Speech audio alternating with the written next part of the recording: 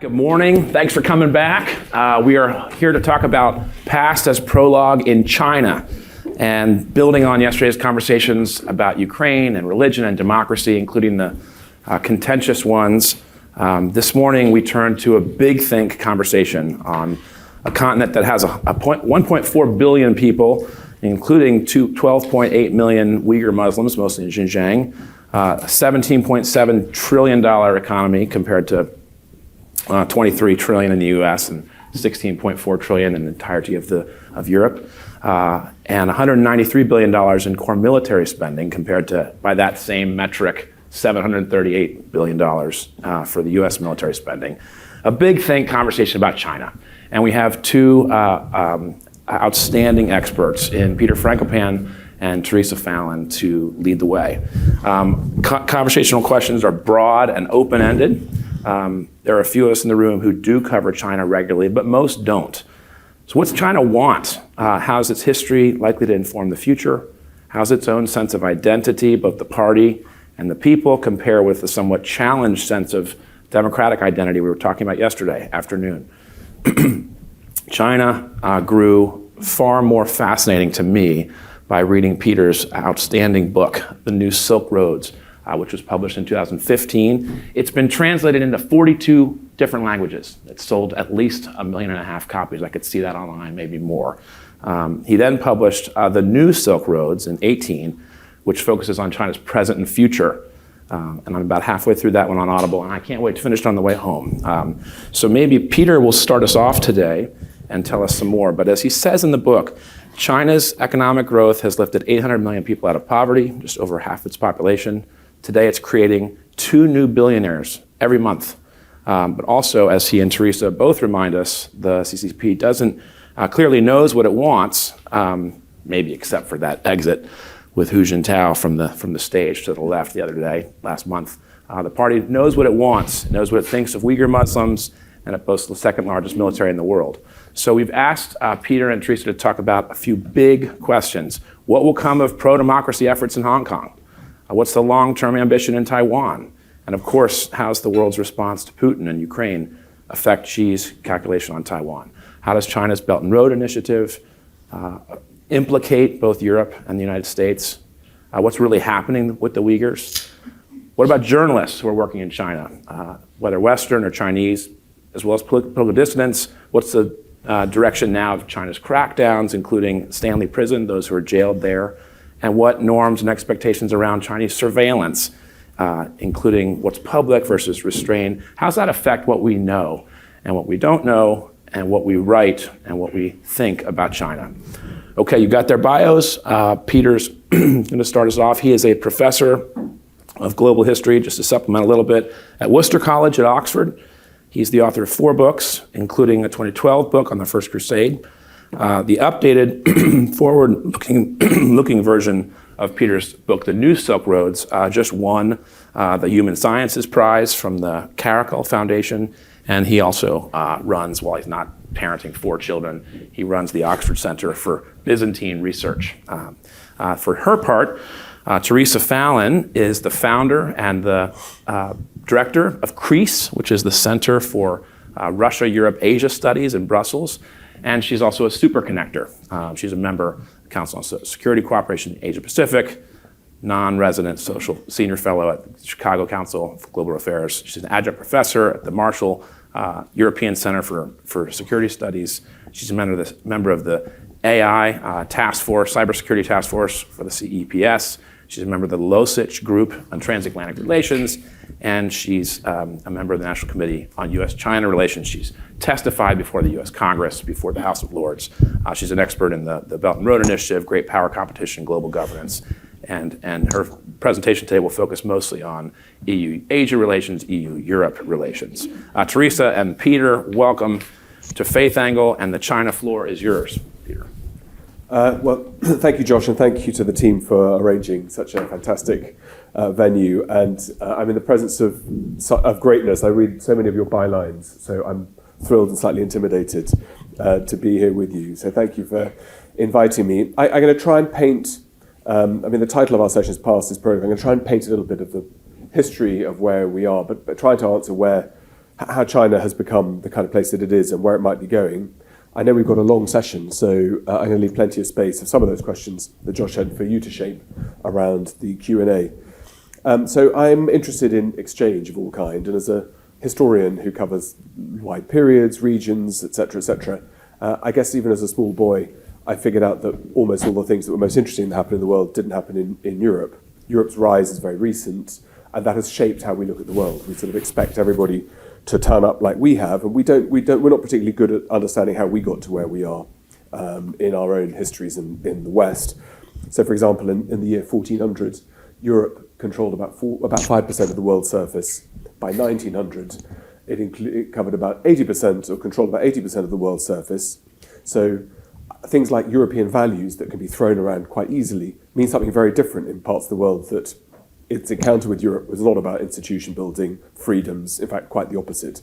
It was how did other parts of the world fuel the growth of the continent we're in here. But when I was young, it seemed to me quite interesting that the first great leader that I read about, Alexander the Great, wasn't interested in Cap Ferrat and South France, which I always thought when I was growing up was the best and nicest, most expensive place to go on holiday. And nor was he even interested in Italy, which everyone knew even at that age. Rome built a big empire, but everything for the ancient Greeks was really about orientation eastwards, and that's the same for classical Greece in antiquity, from Herodotus the whole way onwards. There's almost no attention at all paid to Sicily, North Africa, the Adriatic. Apart from small settler colonies, the whole orientation was eastwards towards Persia in particular, but then towards Indian, now Indian Chinese civilizations too. And I think that poses a different way of looking at history and looking at the world, which is how do civilizations rise? What are the things that make them tick? How did those changes happen that these parts of the world that we spend in the European curriculum at school and university, we spend no time working on? It's the same in the United States. There's a little bit around the Dark Ages, what used to be called the Dark Ages, but those periods between the classical world, which is why I reacted a little bit yesterday to the sort of use of Athens, because we then pick history up again around about 1500. So no one looks at Islam, no one looks at Indus Valley civilizations. Very few people know about the Chola, about the Srijavaya, about the Tang dynasties, about the Maya. That whole sort of story has edited a version of history that's quite important to recenter. And that's hugely important in parts of the world, particularly east of Istanbul. I mean, it's not just about Asia, about reconfiguring what the past looks like as well as what does the present and the future. And that's an extremely sharp conversation right now in India, and it's an extremely sharp conversation in China. So my books have been about looking at the history of these places and trying to see what their pasts have been, different peoples, connectivities, where do nomads and unsettled peoples fit in, how do oral traditions work, what does racism look like in the context of Asia, where it's a very different experience about colonization to how things look like perhaps in more familiar parts of the world. And I guess that all prompts the question of change. History is always about change. In our 21st century, and we could argue the toss about which sequence one might want to put these, we didn't talk much about technology yesterday, but obviously technology is fundamentally changing the world we live in. Inequality is the primary issue of social and political concern. Almost every country on earth doesn't get discussed perhaps as much as it should do. Competence of the state, we heard about political models, how those evolve and are they under threat. Existential crisis, we heard about yesterday. Clearly climate change is already throwing up some significant problems, but I suspect in the decades ahead those will become extremely difficult to deal with, and we spend almost no time thinking about those at all. The discussions around what climate change will do, everyone throws out the word migration and war without any sort of shaping as to where those might happen, what should our roles be as individual nations, which countries are most likely to find problems. What we intend to do is to say, well, look, Pakistan had 8 times the normal level of rain, 33 million people displaced, maybe we can give a few tax dollars or personal dollars to help relief efforts rather than more systemic questions about what's going to come towards us. And then we talked a bit about it last night. I'm particularly interested and concerned about new disease environments that come towards us. All of those kind of quite scary worlds for ourselves, not just our next generations to be thinking about, are important. But China is involved in all of those. China underpins the questions of technologies, inequalities, political models, disease environments, It's no coincidence that that's where that the first major pandemic in the 21st century emerged from China, but so too did the so-called Hong Kong flu and the Asian viruses in the 1950s and 60s. And when you have large populations who are highly urbanized, as we all learnt in lockdown, the ability for disease to spread is much, much greater than when you're scattered across wide regions. So in 1900, about 3% of the world's population lived in cities. By 2050, over 70% will. And those are great if you're a pathogen or you're looking to spread yourself to a new host. So China's involved in all of those. I guess from a sort of geopolitical point of view, China sort of appeared almost from nowhere. With the Obama Asia-Pacific pivot, that was 2014, 2015, there was a sudden awareness or reorientation of US foreign policy, military policy, socioeconomic policy, that China was a bigger and more substantial problem. And I think that was how the Obama administration looked at China, that needed to be understood as well as managed. But that Asia-Pacific pivot, and I'm sure Teresa will say something about that, is something that we jumped onto late here with the EU as well. Putin had his own pivot to what the Asia-Pacific means from most of the countries in the Asia-Pacific region. China looms large in all of those, as it does in the Indian Ocean world too, partly because of the way that China, we'll talk about that I'm sure with questions, China's role in the Indian Ocean and along the high seas. But that sudden rise of China's GDP, it's gone up about 15 to 16 times in the last 20 years, which is extremely rapid. And the idea that China's become a political threat. And I guess the first takeaway question from that is, how come was China a threat all along? What changed that made us wake up in 2014, 2015 to think this was a significant issue? And to give some sort of just a sort of particularly cheap shot, but in 2015, Xi came on a state visit to the United Kingdom and had a pint of beer with David Cameron at his favourite Oxford pub. And we announced in the UK that this was the start of a golden age of cooperation with China, something repeated by Boris Johnson when he was Mayor of London. And we've more or less in the UK gone over the course of between 2015 and probably 2018 for China being the answer to all of our problems, to being the source of all of our problems. And that requires some very careful thought, not just from understanding how we make decisions. That requires a little bit of brain power to go into how is that understood in Beijing. Because despite the fact that I think it's quite well known, we've changed our leaders quite regularly in the United Kingdom recently. 44 days of a Prime Minister and 38 days. I think we've had 4 Chancellors this year. The same personnel have been in charge in Beijing for at least a decade. So she's been in power for about 11 years. All of the team around him, there's been a little reshuffle in the Politburo of the 20th Party Congress, but essentially it's exactly the same people saying exactly the same things in exactly the same way. And in fact, we could probably map that out to Moscow too, where it's an even longer pedigree of more than 20 years of the same top team in power. And so the big question, like in any relationship, is did they change or did we?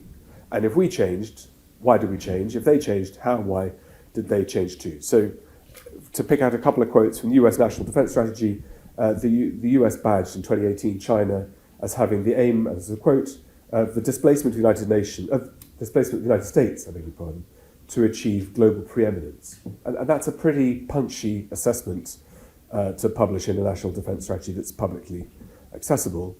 John Sullivan, acting head of state in the same year, identified China, Russia, and Iran as forces of global instability. And that, I think, that process about what we're trying to look at China tends to be through the lens of how is it a threat? What does it do wrong? Where does it compromise the rights of its citizens, Uighurs, you mentioned, Josh, and in terms of surveillance states. But how do we understand it? Or, and this gets said a lot by US officials in particular, Mike Pompeo in 2019 repeated in the US defense strategy produced by President Biden last month, is that, this is a quote from Pompeo, that the United States and its allies needs to ensure that China retains only its proper place in the world. And that choice of language, I think, is quite interesting in a post-colonial world about what a proper place is and how that process is going to be managed. And again, we don't just need to think about what that means to us, it's how does that sound and how's that interpreted in Beijing and in China. And when I talk about China, and you're very experienced, using China interchangeably with the Communist Party of China rather than the Chinese people. We have a broadly similar view in the United Kingdom. I was involved in something called the Integrated Review that was published last year, where the assessment of the UK Foreign Office, Treasury and Ministry of Defence is that the primary challenges facing the United Kingdom outside non-state actors and terrorism and cybercrime and so on were whole-of-state actors, in particular China and Russia, and to some extent Iran. Integrated Review identified China as a systemic competitor, and that China will be the most significant geopolitical factor of the 2020s, partly because, and these again quotes, the scale and the reach of its economy, the size of its population, its technological advancement, the increasing ambition of China to project its power, for example, through the Belt and Road that I will not talk about hugely here, but we will talk, I'm sure, in the Q&A, and that these all have profound implications worldwide. Clearly, China's authoritarian model, its different values, whatever in fact values really mean if one drills into those, are hugely significant, but the challenge is how to harness the good bits that we want to take, growth, trade, climate cooperation, and how do we manage the bits that we don't want to deal with or find difficult, and how do we build, as the Integrated Review called it very euphemistically, a robust diplomatic framework, which means something and it means nothing. So I guess it's obvious why China is a challenge and a source of concern. And again, there's no particular order to these, but clearly Taiwan is an important talking point, a thought point. Another one is about the attitudes towards intellectual property. Another towards the assertiveness that the Integrated Review mentions, and in particular wolf warrior policy, sort of Chinese diplomats, particularly foreign affairs spokesmen, tend not to take things lying down and are hyper-aggressive in their choice of language. The cyber capabilities that China has through state actors or state-sanctioned, where the FBI open a major case every 10 hours against China-sourced cyber attacks. The passive causes, where China is kind of part of our problem, whether we like it or not. And I'm thinking here particularly about jobs being offshored out of developed economies into not just China, but into South and East Asia too, which has been fantastic for the global poor. Josh mentioned 800 million out of poverty, and it's a very fluid line, exactly what poverty actually means, and it's a World Bank metric rather than mine. But those beneficiaries of hyperglobalization in the last 30 years have been the global poor. And that's come at the expense of some of the people we spoke about yesterday, the disenfranchised, or as Hillary Clinton called them, the deplorables, Democrat voters who've got nowhere to go, and the sort of pushback towards China across every single democratic, and in fact also authoritarian systems too. So the single quickest way to lose an election today in the high-income countries is to call for higher and closer cooperation with China, which strikes me as quite a curious culmination of Chinese economic and foreign policy to turn the whole world against you because of aggressive economic policy. So how to manage China's rise, or as Bob Zellick put it in 2005, how's China going to become a responsible stakeholder? The way we see it in the West is that China needs to prove itself in how it should engage with all of us, and it needs to behave in a way that we approve of, appreciate, and benefit from. And so all these questions, I think, come down to what does that actually mean? What does a rising, growing, prosperous China mean? How much of a concern is it that China's, and it's not China's fleet, it's the People's Liberation Army, which belongs and is controlled by the Communist Party. The military is not a Chinese national military, it's a Communist Party military.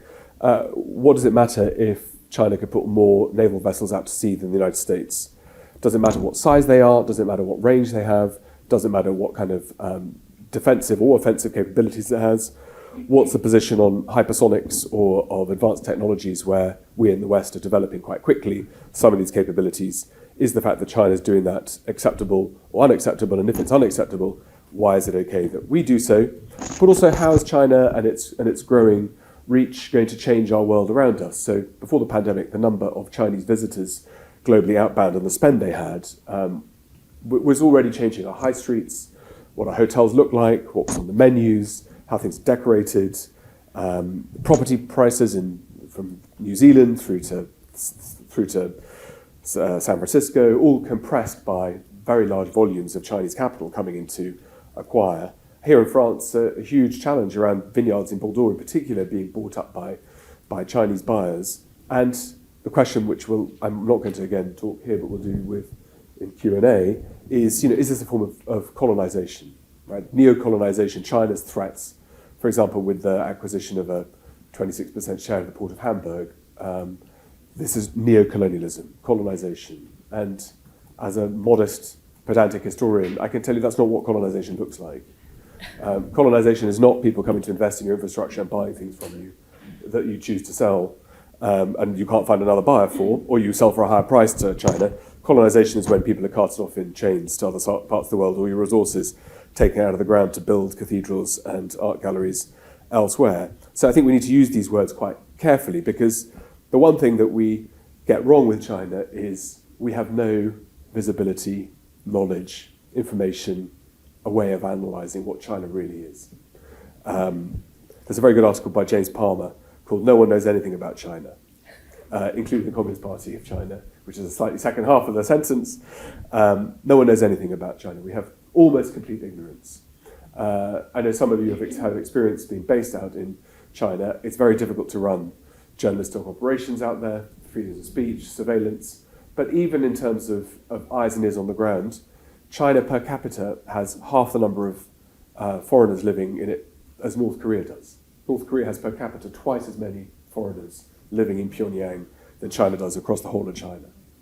And it means that our capacity to misunderstand, misevaluate, and to see the pictures that we want to see is extremely high. So in the United Kingdom today, as I sit here, we've got about 300 undergraduates in total studying Chinese.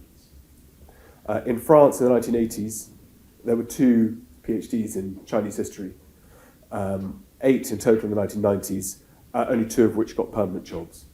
Right? That's a black hole of such profound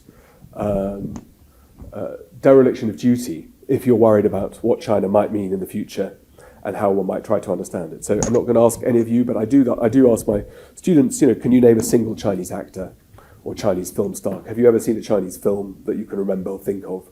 And we are absolutely in the blind. So when you say, for example, when you evaluate that in things like the number 1 ranked airline in China for Chinese consumers for the decade before the pandemic started was Aeroflot, which maybe you've had the pleasure of flying on Aeroflot. It's not as bad as it was in the 1980s, I can promise you that. But this is not just because the Chinese like the Russians. It's about a whole different set of configurations about how other people see the world and how other people see us as well. And some of these things are completely seismic in their scale. So under some projections, here to talk about faith, about 5 to 6 years ago, lots of scholars and lots of work was going around Christian communities in China and their size, around about 45 million Christians in China, and the estimates that were by 2030 that China might have more regular churchgoers than the United States. Right? So these kinds of things, which are hugely important and significant in terms of what does that mean, what does faith mean in China? Can you be a Christian and a Marxist-Leninist? And I can point you to South America to show you that it's perfectly capable to do those both. But I think these kinds of ideas around what are we actually looking at, we need to be extremely careful in how we frame our analysis and very modest in trying to assess our goals and try to work out what it is that we look at. The eyes and ears are highly controlled, and our capacity to gather information is very low. Intelligence networks were dismantled, compromised, etc. Ability to find out what's being said in the Politburo or at highest levels, or almost zero, and involves enormous amounts of very careful judgment, which is the worst possible kind of thing you want. You want as much information as possible rather than rely on being able to see things and do it with nuance. So those kinds of things around how do we get it wrong, it's quite, I suppose, quite obvious that we're going to get China wrong if we don't invest in looking at where it's come from, where it's going. And if I was in a more punchy mood or had more coffee, I'd say the same thing about Iran, I'd say the same thing about India, I'd say the same thing about Pakistan, I'd say the same thing about almost every single country in Asia, and including sub-Saharan Africa and, quite frankly, North Africa, our petri dish of the self-aberration of what Europe means is a real prison that stops us, I think, from engaging with other parts of the world. To the point that, and I was in Washington recently with some high-ranking State Department officials, And I said, I understand, I don't need any explanation about what the benefits are of democracies, of all the things we get wrong, we flog ourselves in the Western world, but there are lots of things we get right. Carl said yesterday, democracies do lots of things really well. There are lots of things we could do better. We don't bring everybody along for the ride. There are disenfranchised populations, but there are some obvious wins. But I spoke in the State Department, and I asked, what are the three most important or the best foreign policy outcomes the United States has achieved since 1990? Where are the wins? And maybe if you can answer me that one in our Q&A, that would be great. I mean, if I was the US State, who are the cleverest people I've ever met, they are spectacularly brilliant. They speak languages, they really invest their time, they take soundings from outside. But the point, I guess, with that question is not to be a smartass and say, tell me what you did right in Afghanistan, Libya, Syria, etc., which you can answer in the positive too. But if the bottom line is over these last 30 years, and the Cold War we could look at too if you want, has our ability to identify threats been consistently right, or has it been consistently wrong? If we had China wrong in 2015 and it was a threat, are we wrong in what China is today? How are we in a position where we could think, like our German cousins did, that German gas would always flow no matter what? How do you wake up one morning and say, we got that wrong? Because the next question is then, what else are you getting wrong? What comes next? Where are the other things you're looking at too? And I guess I'll just run through a little bit of the history. Am I okay time-wise? Great. And we've got like a long time. They thought it was such a hostile question. I had to climb back down, and I spent like a psychiatrist the next 10 minutes saying, I'm not here for you to tell you what I think. It's just, how would you, if you were sitting with your counterparts, what is it that you'd say we've done really well? Because global prosperity is important, and the US engine has been important in that. You could say that the US taxpayer and consumers helped drive healthcare benefits in the developing world, maternal healthcare, child mortalities, all the things that have been great, clean water. Technologies have allowed us all to communicate better, but those are all private sector things, and those are sort of lock-on effects rather than where we got things really right. So they could do that. I'm going to go back. Let have a chance to think about it. But just to sort of, as a historian, I guess that's why I'm here. How we've engaged the West, and I'm broadly speaking about Europe and the United States and Western allies like Canada, Australia, and so on. Just to run through some of the ways in which we've got China possibly wrong, and maybe would explain why we're at this, what some people like Henry Kissinger call a new Cold War. So at the end of the First World War in the Versailles settlements, even though 300,000 Chinese had been involved fighting and supplying, actually rather fighting on the Western Front here in Europe, the Chinese were excluded from many post-war settlements. We treated the Chinese as though they'd arrived at the party selectively late and didn't have any right to decide what their fate should be around European assets in places like Shandong and the Peninsula. In the end of the 1940s, the United States, for incredible reason, it's quite something when you invest your money to rebuild an enemy you just conquered. But the Marshall Plan built Europe back up into what it became. And that was all based on the United States taking a view around what its view would be about Europe. But there was no Marshall Plan for China, which had been ravaged since 1933, a very heavy war with Japan, and then Civil War II. So China was left on the outside of that too.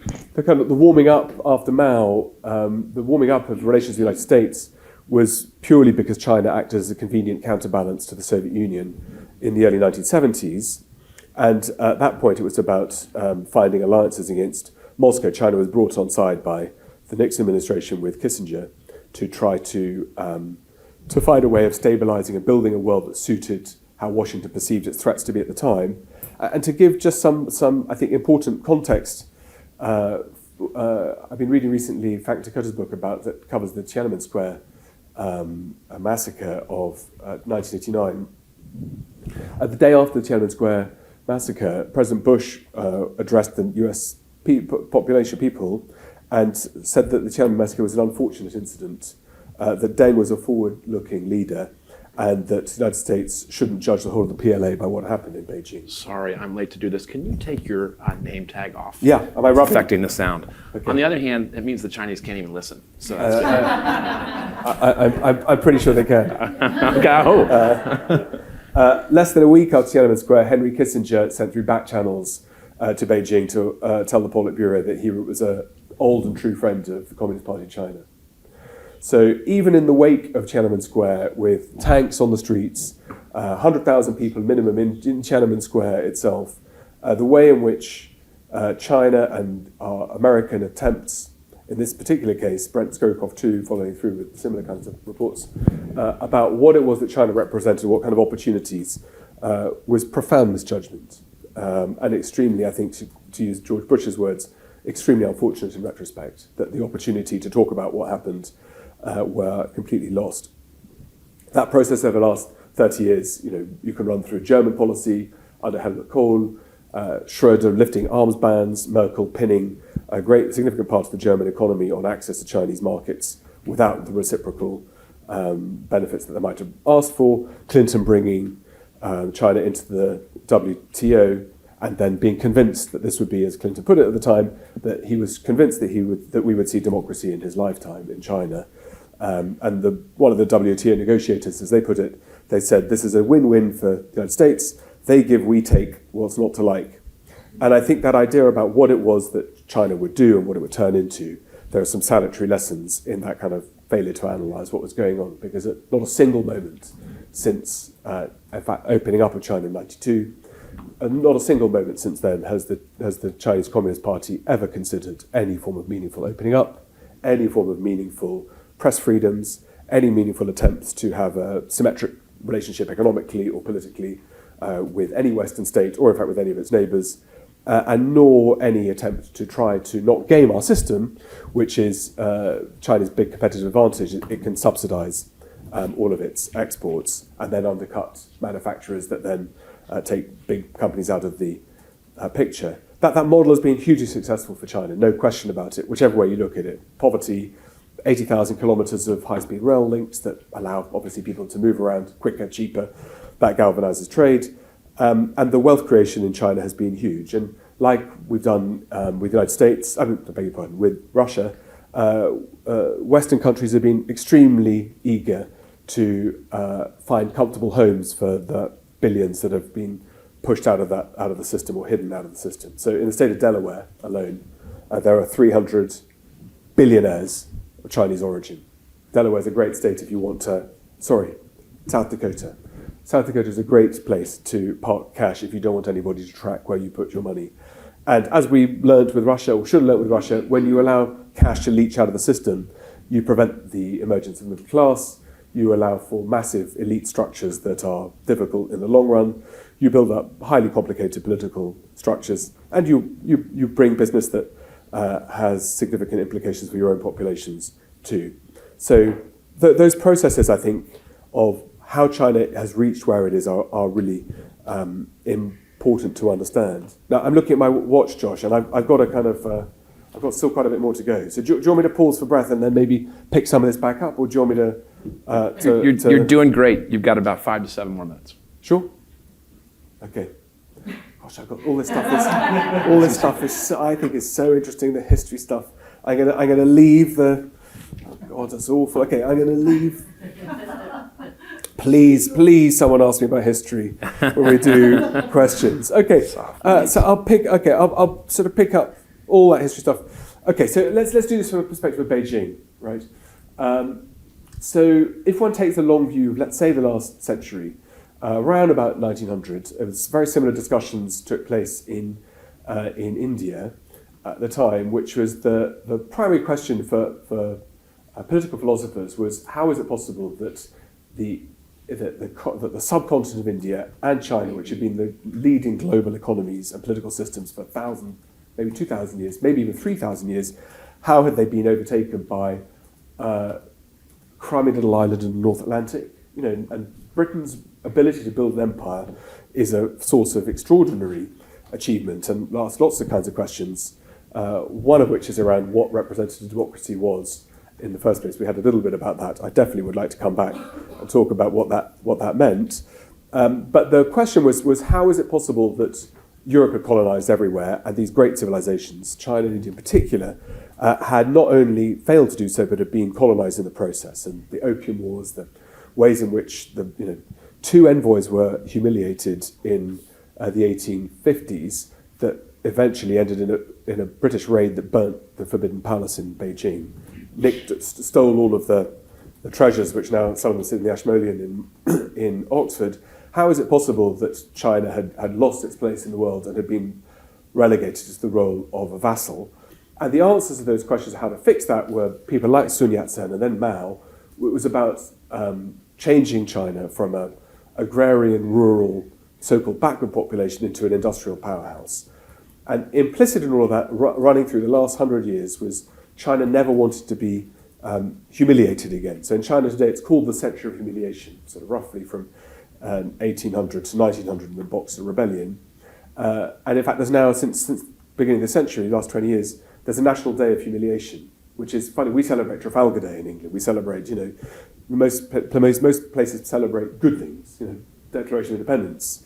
China has a National Humiliation Day to enforce into its people and its population that the West have framed us. The reason why we are catching up and have to look after ourselves is because of the way in which we've been misunderstood, poorly treated by colonial imperialist powers. And that language translates very nicely into Marxist-Leninist thinking about resource extrapolation and extraction and so on. So over the last 100 years, one of the stories that goes right the way through China, its engagement in its perception of itself, is that the United States in particular, but the West, are trying to change China. They're trying to corrupt them. They're trying to trap China by peaceful means into changing its systems. And from Deng Xiaoping to Li Peng to Hu Jintao to Jiang Zemin to Xi, who repeats it all the time, China, as well as not opening up its markets properly, will never be a multi-party state. It says this again and again and again. Interestingly, in the last 18 months, China started to play on the fact that it is trying to present itself as the world's biggest democracy. It's a change of pace in terms of parking tanks on our lawns. China, its constitution, is a democracy under the dictatorship of the Communist Party. And talking to Chinese intellectuals, political scientists, and government machine now, what the Communist Party is very keen to try and do is to say, what is democracy? And if democracy is about competence and it's about outcomes, surely the best democracy is the one that delivers the biggest and greatest outcomes for the largest number of people. And what the Chinese are now saying is, well, if you can produce people like Elon Musk or Jeff Bezos who have their own space programs, that looks like it's imperialist capitalist elite feudal structures. Look at China, where 800 million will be taken out of poverty and 70,000 kilometers of railroads, etc., etc. And I think we are late to that idea about how do we handle the disingenuity of that argument, handle the questions about where that's right.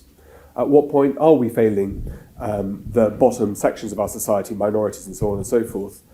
So, I did an event just before lockdown with Mike Mullen, who'd been chair of the Joint Chiefs, and a very, very smart Chinese entrepreneur / up-and-coming, man to watch. And the first time anybody mentioned the Uighurs, he was straight on to US prison numbers, the number of the black population in the United States, transmission of infectious diseases, illiteracy levels, reoffending rates, and then to say, well, look, this compares with what we do with the Uighurs, which is we educate and we provide jobs and employment and we get them to sing songs celebrating the Communist Party of China.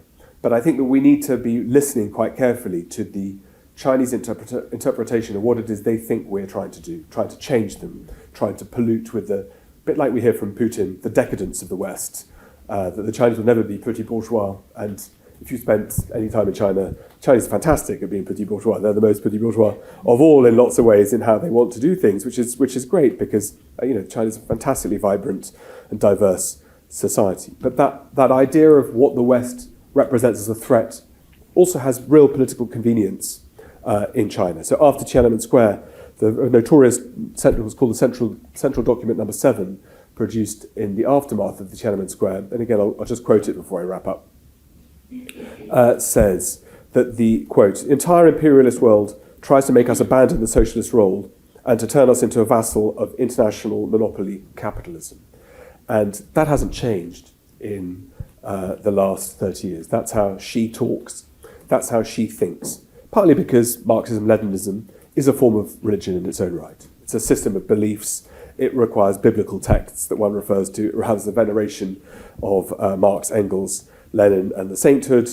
But the primary role that this has is partly to allow the Communist Party to have a mantra that explains its own control over the state. And we in the West insert ourselves into Chinese thinking much, much greater ways than actually is real. China, the Chinese Politburo, Chinese domestic politics are not uninterested in what we're doing and are not unthreatened, but the main driver in Chinese politics, Chinese markets, and the kinds of questions that they have. It's not about China and its relationship with the world. It's not about a new Cold War. It's about how does China reform itself? How does it control power? And in that sense, as a kind of sign-off, what I think is interesting about Xi, of whom there's not an English language biography, by the way, which, a bit like I said to my students when they applied to Oxford a few years ago, one of the we like to ask questions they haven't been prepped on. It's a very hostile, very difficult thing to get into these universities. So we try to make it not, we don't ask how many wives does Henry VIII have, or, is the United States a great power and why? But I said I did one year, I asked the students, have you read Donald Trump's autobiography, Art of the Deal? And if not, why not? Because none of them would have done. Why would you, if you're an 18-year-old, have read it? But, it's a kind of perfectly fair question to ask. And by and large, all the kids who are from privileged, rich backgrounds all say, I'd never been told to read it. And kids from less privileged backgrounds would kick off and ask why it was a valid question, which is exactly what you want. But the fact is, if Xi is as important a systemic existential threat, the fact that it's so hard to find information about him, that there's no market for reading books about him, I know that there are in other languages a few biographies, finding information about him tells us, I think, a lot about how we grasp in the dark to try to find challenges. But the most interesting thing, I think, about Xi is that when he came to power in 2012, this was a golden age, I think, in China. The middle classes were rising. There were Gucci stores opening up in second, third, and fourth tier cities. There was huge ambition about what China meant in the world, huge optimism. They'd just come off the back of the Beijing Olympics. Social media was booming, outbound Chinese travel, really engagement with the rest of the world.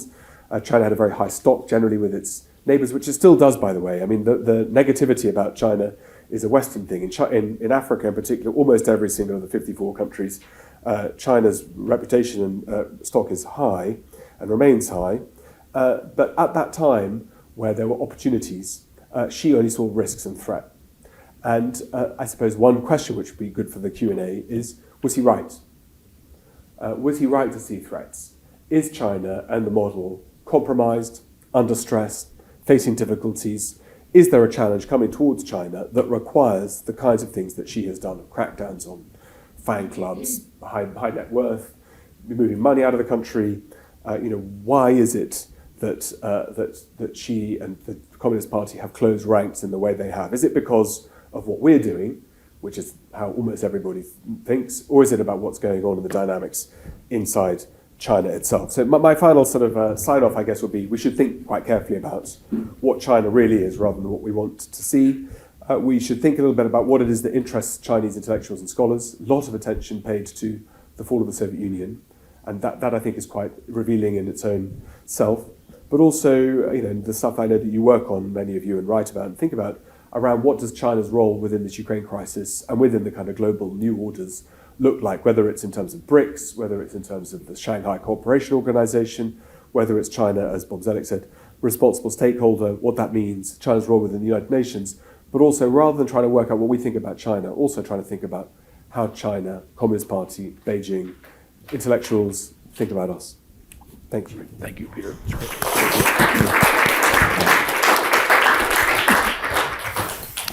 Teresa. Well, good morning, everyone. Peter Franco Pen is like the hardest person to follow. He is so amazing, and I'm so honored to be on this panel with him. I'm a big fan of his. I read all his books, and he's got a new tome coming out in March, everyone, so please make sure you watch for that as it's being published. Well, it's a joy to be here. Thank you so much, Josh, for the invitation. I want to give a shout out to Nicole and Alyssa as well for everything going so smoothly. This is the most beautiful part of the world. I'm just delighted and honored to be with all of you. And as Peter, I'm also very intimidated by the brains around this table and your beautiful ideas and hyper ability to communicate. So, why am I interested in this topic? like Peter, when he was growing up and he looked at that map on the wall in his room, I was fascinated by seeing these stories about the Silk Road.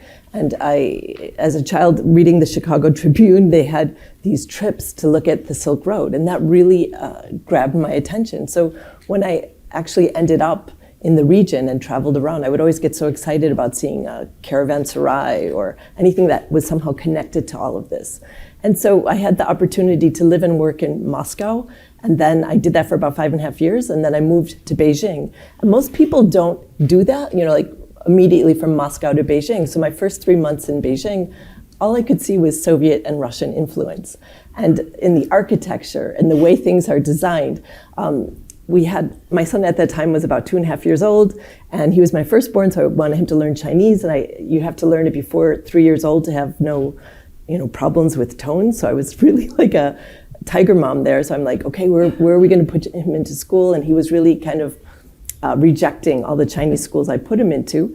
And so someone from the Russian embassy said, well, why don't you put him in our embassy? I mean, the Russians are always looking for cultivating people over the years. But I thought, well, maybe we can do this just for a few months so he can have little Russian friends, keep up his Russian language skills, and he can learn Chinese later on. So I would go to the Russian embassy every day. It's the biggest embassy in the world, and it dates back from the time of Peter the Great. And it's this massive park really in the middle of Beijing. And I would, cycle there with my son, and it was like a breath of fresh air because, as you know, Beijing is just chock-a-block with people. It's so crowded. And here was like this beautiful park, very quiet and peaceful, and it was September, the leaves were changing. So I thought, I wonder if they'll let me do this. And I just thought every day they would stop me. So I would jog around the park and think, next time they're going to tell me, you can't do that, you have to leave. And I mustn't be a very fast runner. So they weren't very suspicious of me. They could track me pretty well. But I know about every inch of that embassy just about. And so I would go to events later. This happened for about 3 months, and then my husband's like, you were telling me how beautiful it is there. I want to come. And so after that, I was never allowed in. It became more and more difficult to even take my son into school there. But one other comment about the school experience there, even though the school on this Russian embassy grounds, I mean, it smelled like Russia. They even used the same floor polish. I mean, it was they never changed the nameplate. It was still Soviet school number 654. And the teacher who really intimidated me would say to me at that time, so this was, I was there from 1998 to 2003. So it was the time when they were kind of cultivating people to, as Putin now, we understand through Masha Gessen, from the New Yorker, she wrote a great piece about this, how they were trying to cultivate this kind of militant idea in the young. But I didn't know that at that time, and I just thought this teacher is a bit odd because she said, you must bring a gun, like a play gun, to school. And I wasn't really thrilled about that idea. So I just thought maybe my Russian's and she's like, he is the only boy here who doesn't have a gun. You must bring a gun. And so my son was very enterprising, and he managed somehow to steal a pistolet, a little plastic gun from someone in the playground. So he had a little gun, and all the other Russian boys had Kalashnikovs. But he had some problems about that. So anyway, this was my experience on China-Russia, my initial experiences in China. And so this was a massive embassy ground, and there wasn't a single Chinese person on the entire place. Every tree hedge, every leaf was raked up by a Russian. They didn't trust any Chinese. So this idea that, I always found it so interesting that sometimes I would have a meeting and I would ask, we had some help, a nanny, to maybe pick up my son at the grounds of the embassy, and they would never, ever, no matter what kind of documentation, no matter what was, like an ukaz, a Russian special document that we had sealed in plastic, they would never allow any Chinese.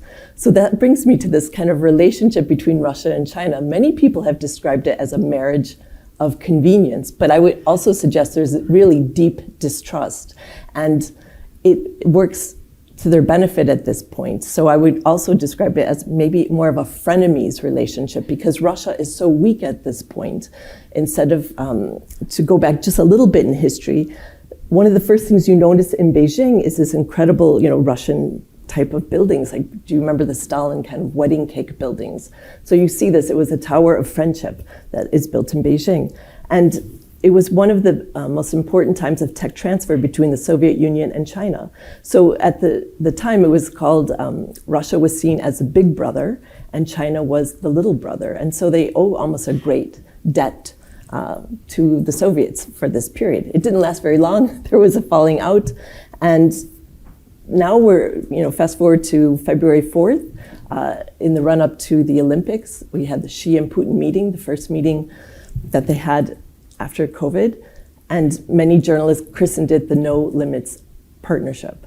So if anyone saw yesterday, I think it was the Wall Street Journal kind of broke the story, and also the Financial Times, China is trying to kind of distance itself a little bit, at least rhetorically, from Russia at this point because of the war in Ukraine. So February 4th was when the agreement was signed.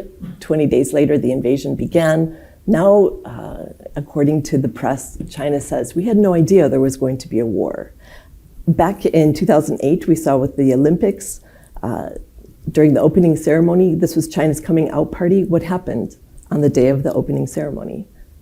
Russia invaded Georgia. So while everyone was watching the PLA, play the drums, all the diplomats were actually talking about the invasion of Georgia. And so that kind of stole some of the limelight from China's big coming out party at the Olympics. So my analysis is that it was almost a gentleman's agreement. You're not going to do this invasion of Ukraine until after the Olympics, because right after the Olympics concluded, that's when the invasion of Ukraine took place. So this is just a guess. I can't, this is speculation, but I think that there shows that there's some sort of gentleman's agreement between the two of them. And the other issue is that if Xi Jinping had no idea that this was going to happen, how do we explain how he actually started to buy grains and started to put oil in his special reserves? So my analysis is that Putin tipped him off that this was going to happen, but maybe Putin also believed it would only take a few days, like what happened with Crimea. It was largely bloodless, it was done in a few days, and there were really not that many ramifications because it happened in 2014. We saw the Germans sign the Nord Stream 2 energy deal in 2015. So if I was Putin, I would think maybe there aren't so many ramifications for annexing Crimea and having a war going on that's still going on since 2014 in Donbass. So with the prescience of Josh, this morning I woke up, I couldn't sleep because I was so excited about oh my gosh, what happened last night at the G20? And so I had to read everything because I was afraid, you might ask me about that. So President Biden and Xi had a meeting on the side in the run-up to the G20. And so it seems now there's a bit of cooling because we saw a lot of tensions with Pelosi's visit to Taiwan. And so everyone's kind of wondering what this all means. Now, there's a lot of women in this room, and when I used to do aerobics, there was this squeeze, squeeze, release, this type of exercise that you do, right, ladies? We know what we're talking about here? Well, I apply that to China because it's kind of squeeze, squeeze, and then I would say right now we're in the release pose. So there's been a lot of tension, and now there's kind of a cooling, a relaxation, but they do this throughout history. So I'm going to just read you the readout from the US side, because there's always two versions of these things, as we all know. You're journalists, you have a lot of experience with that. So this is the meeting with Xi and Putin. The United States does not seek a new Cold War, does not seek to revitalize alliances against China, does not support Taiwan independence, in quotes, does not support, quotes, two Chinas or one China, one Taiwan, and has no intention to have a conflict with China. President Biden said, adding that the US side has no intention to seek, quote, decoupling from China to halt China's economic development or to contain China. So these are all the things that China wants to hear. And I would say that the decoupling narrative isn't something that we should really be worried about. Right now, we're seeing a chip war going on. So the US is going at the very, very highest level. This will kind of cripple China's development of military. And some people have said, look, Russia-China relations are so interesting now. China is exporting chips to Russia because of the sanctions on Russia. And out of the thousands of chips, they have like almost a 90% failure rate. Now, does that mean that they're just being nasty to Russia, or is that they just don't have very good quality control? It's difficult to know. These are numbers that are quoted, but I don't have access to these chips. So I think that right now this might be a one way for the US is really at a very, very high level of trying to slow down this technology. Others have described this as possibly a Sputnik moment for China, that this will force them to accelerate, but we've seen them pour millions and millions of dollars into their chip development, and it hasn't gone as well as they would like. Nevertheless, as Peter mentioned, I mean, they have weapon systems that the United States doesn't even have. For example, the hypersonics. And so there's also, every military prepares for the last war, but this will be something very, very different. What we're seeing even now with the use of drones has transformed war, and also it will be maritime, and so there are maritime drones, underwater drones. Also, we're seeing with this war, it's almost maybe historians will look back, it's maybe a run-up, a lot of movement about damaging under, we call it the battle of the bottom, so undersea cables. This is the key, and so this is something that China has mapped the floor very carefully. But one of the positive things that came out of the G20 pre-meeting is that Blinken is going to go to China. So this is very important. He's the Secretary of State, and if you think about it, he hasn't even been there yet. So it's really important, and I'm with Peter Franco Pen 100%. It is a black box, and we've seen from when I lived there, it's not even half. It's so dramatically reduced. Journalists can't get visas. And there's a fantastic scholar from Princeton, Perry Link, who described it as the anaconda in the chandelier, this metaphor that you're sitting at your desk and there's a chandelier above you with this very horrible snake just looking down at you. And so it kind of imposes a form of self-censorship.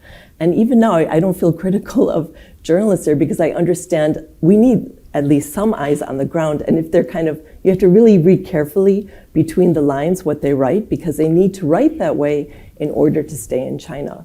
So I think that it's just been decimated, the amount of journalists there, and the journalists who are there really almost write in coded language, and they have to soften their message. So we really have to pay close attention to what's going on.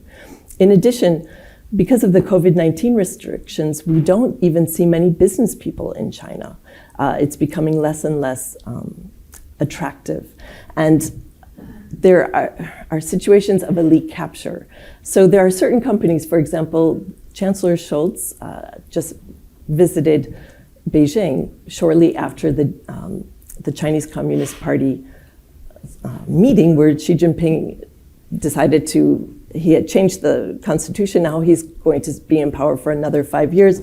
Most likely he'll be in power for life. So this is something very similar to Putin. It's called managed democracy, but he's been around for about 22 years with the interim of Medvedev coming into power. So these are two leaders that actually have a lot in common in some respects. They're almost the same age. Putin recently turned 70, Xi Jinping is 69. They both grew up under these communist systems, and they have a lot of similarities in the way they see the world. So there are obviously a lot of differences, but the glue that holds them together is how they look at the West. The February 4th agreement was first time they put it down in writing about NATO, that they would join together because they didn't like what was happening with NATO. And in addition, Russia offered their support to China on Taiwan. So there is kind of this mutual interest, and their core interests would be supported. So, and don't want to get distracted here. Like I'm trying to pick up a lot of your points here. So,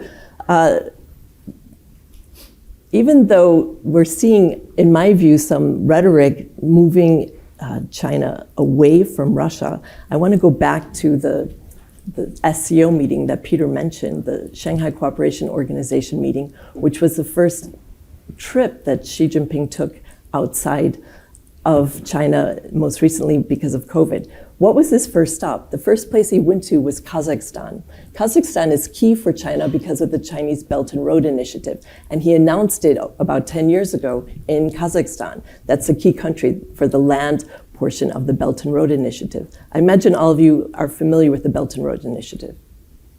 Yes? and then there's the C component. So there's two roots of it. And the C route was announced in Indonesia. So anyway, he was in Kazakhstan, and there was a really pointed remark I think many people missed. Back in January, we saw the CSTO, this security organization that's run by China. So when Tokayev, the leader of Kazakhstan, was having some difficulties losing control of the country, who did he call? He didn't call China, he called Russia. They have a lot of cooperation from the past in military issues. And Putin came, brought the soldiers, managed to help Tokayev regain control of the country. Tokayev technically would owe him a favor, and then the Russian troops left. There's a huge Russian-speaking population in northeast Kazakhstan, which makes some of the leadership a bit nervous, because what happened with Ukraine, this idea of Novy Mir, that all Russian-speaking groups should all join back together and be part of this new type of Russia, made the leadership in Kazakhstan a bit neuralgic. So when Xi Jinping went there, what did he say? He didn't mention Putin, but he did say, China will guarantee your sovereignty to Kazakhstan. And that was a message that was very well received by Tokayev. And it was coded language that in this battle between Russia and China, these are countries that kind of understand a need to balance between Russia and China. And China's Belt and Road Initiative, ever since the demise of the Soviet Union, their security in this region has largely been described by investments. I think if these people have better economies, they will be less influenced by militant Islam. So their original idea was security means economic growth. And so the Belt and Road Initiative was part of this. So the first stop was Kazakhstan, then he went to the SCO. It was probably the worst possible time for Putin. Ukraine had made huge advances, and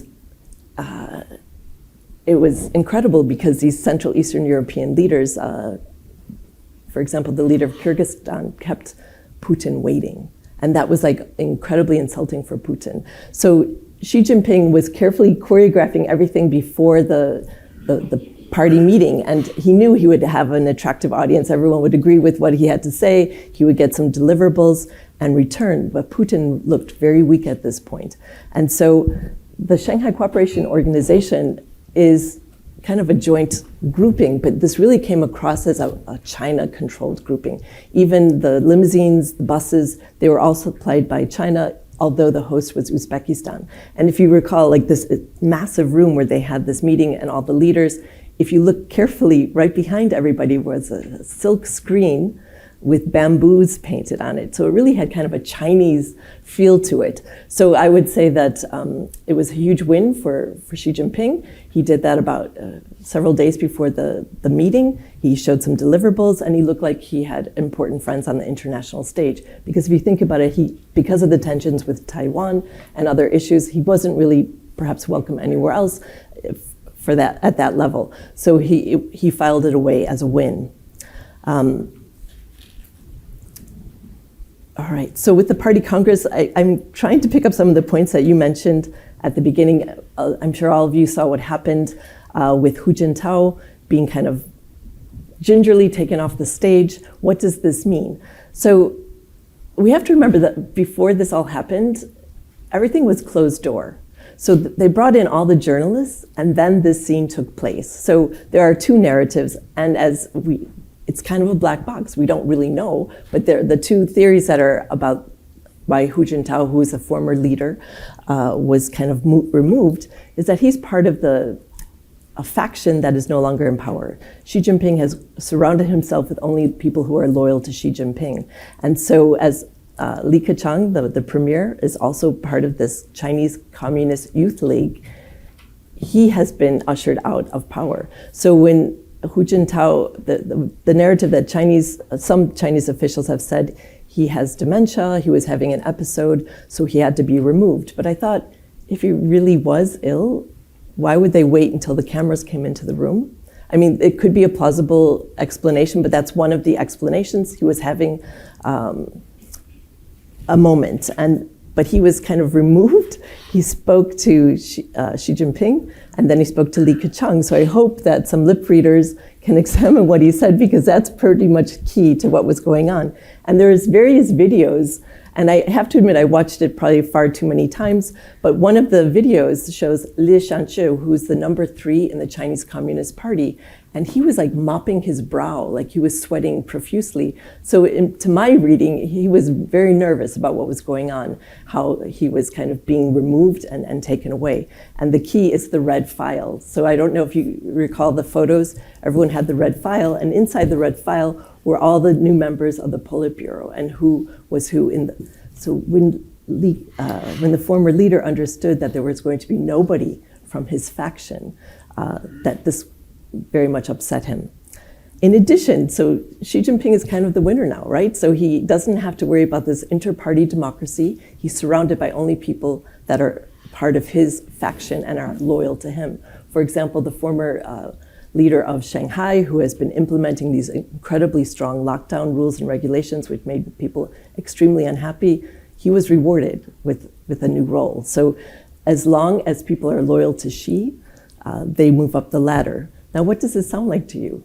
What happened with the smile file with Putin? Do you remember when he had the meeting and his intelligence officer stood up and he was so nervous, Putin was kind of making fun of him, and the intelligence official was kind of stumbling over his words, and Putin just was mocking him. Well, that's kind of a bad sign if your chief intelligence person can't speak frankly with you. So I think that there were some people in Beijing that are deeply concerned. They see what's happened with Putin making kind of dangerous decisions, and now Xi Jinping has surrounded himself with other smile file folks. So this could be a long-term danger as well. I would say that at this period of release, maybe not, but I think that there has been such strong response to China's behavior in the Taiwan Strait, and that she has no other choice but to kind of take it slow right now. Just to go back to Uzbekistan, I was there just recently for a conference after the Shanghai Cooperation Organization event. And I had been there 22 years earlier, and of course it's changed dramatically. When I was there, they were literally changing the exhibits in the museum because it was created by the Soviet Union and it was all against religion. So they were kind of reorganizing the museum when I was there. And now you have this prospect of what's going on in Xinjiang. So Xinjiang is key to the whole region. You might be, last night at dinner, at the table I was at, we were talking about the recent published UN report, which was extremely controversial. It took over 11 months to get it published. Some people said they just sat on it because of political reasons. China was pushing very, very hard not to have it published. And so when it was finally published, the Chinese version, their critique of it was published alongside it. And so they say it's all lies, it's not true. And the G word, genocide, was not mentioned at all. Some international lawyers have said there's 5 key issues on how to describe a genocide, and 4 of them meet these criteria. Nevertheless, that's a very, the UN didn't embrace that word. So it does bring a lot of attention, and the analysis that many people say is that businesses that are there will find it far more difficult now with the publication of this report to continue as business as usual. Certain companies like Volkswagen were asked to build a factory in Xinjiang.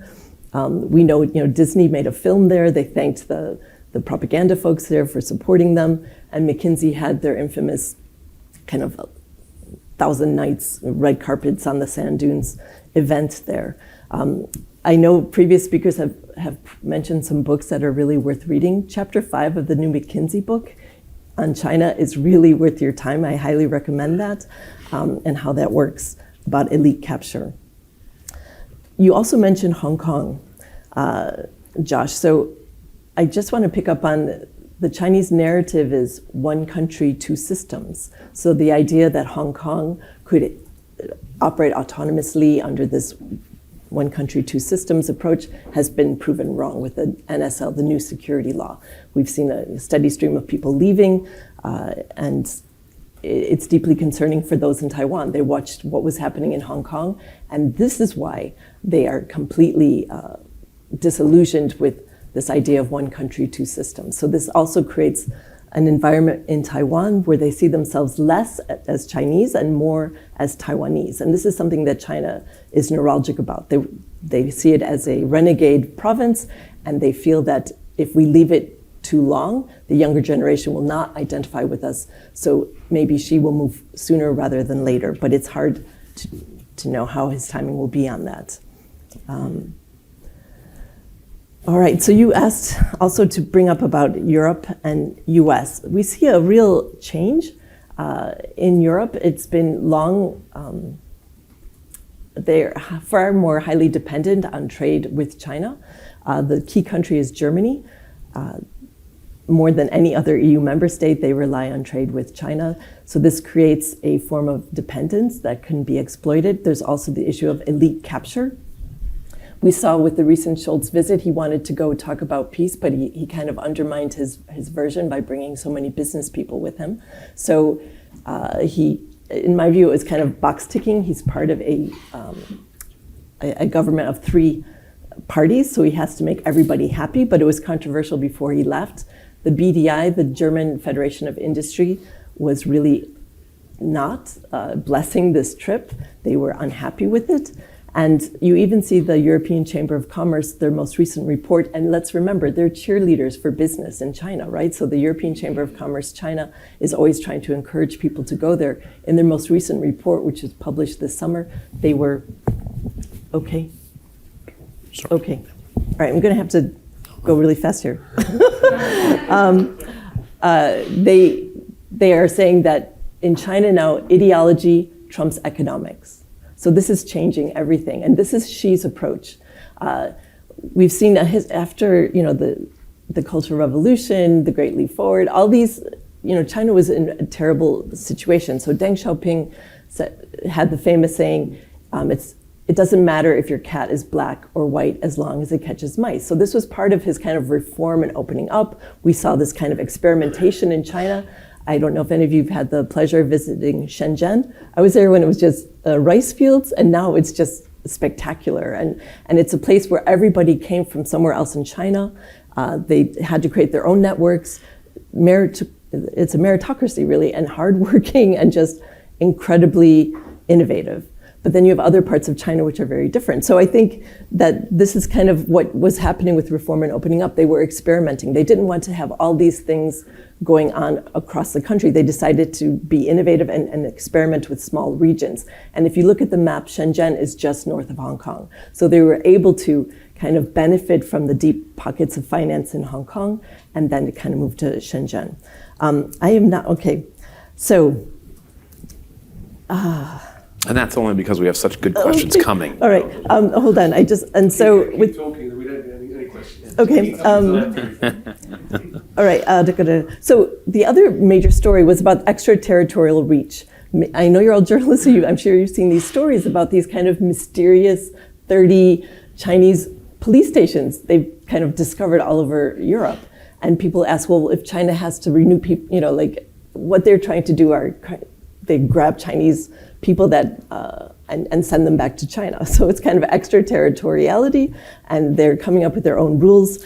And this is something that Europeans have kind of not been paying so close attention to, and then they wake up one day and wonder what's going on there. And the other thing, with the religion angle, I really want to pick this up. The cult of personality is something that everyone wanted to prevent in China after Mao. And so you had this kind of inter-party democracy, you have kind of 2 terms, and then you leave office, and Xi Jinping has turned all of that on its head.